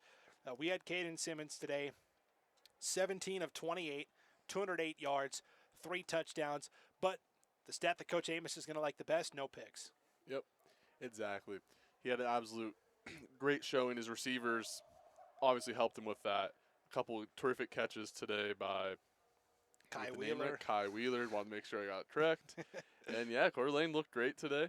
Not really many blemishes outside of the penalties. They just got to, get a little more discipline on the not getting as many holding calls, little false starts that killed a couple of their drives. Other than that, they played a pretty clean game today. Yep, it was a good performance for Coeur d'Alene. And for Shadow Ridge, they're 1-1 on the season, but Shadow Ridge fans, you just played one of Idaho's I wanted to say that. best. Yeah. Yes. So this is a team that will most likely play in the last week of the season in Idaho. I wouldn't think that it's a bad loss at all. This Coeur d'Alene team's terrific. Shadow Ridge showed a lot of flashes of brilliance today. I think Eula Cox has, in their triple option, has the potential to be a state championship contending offense in the state of Nevada. Yeah, well, they'll back to the Nevada grind next week. But for a 1-week sojourn, thank you for coming to East Idaho and the 2024 Rocky Mountain Rumble. This has been an IdahoSports.com GameStreams production of the Gem State Game of the Week, the 2024 Rocky Mountain Rumble, presented by Project Filter, Valleywide Cooperative, and the Idaho Office of Highway Safety. And again, congratulations to our IdahoSports.com player of the game, Caden Simmons, junior quarterback from Coeur d'Alene High, 208 yards, 4 touchdowns passing. That's brought to you by the Idaho Office of Highway Safety, reminding you to always keep your head in the game, whether you're on the field or on the road. Be in the moment and free from distractions. Big thanks to P1FCU for also sponsoring today's broadcast here on IdahoSports.com as Coeur d'Alene defeats Shadow Ridge 31-7. One final game for day 1 of the Rocky Mountain Rumble comes your way at 7 o'clock Mountain Time, 6 o'clock Pacific Time. It's going to be a good one. The Kimberly Bulldogs, a team that a lot of people think could make a deep run in Idaho 4A football this year, taking on the Sutter Union Huskies from California. How often do you get to play a team from California? It's going to be a lot of fun. It's coming up at 7 o'clock Mountain, 6 o'clock Pacific. Until then, for Logan Kelso, Logan Green, Paul Kingsbury, Leif Morrison, Owen Green, and the entire cast of thousands, I'm Brandon Bainey. Thanks for tuning into the Rocky Mountain Rumble on IdahoSports.com.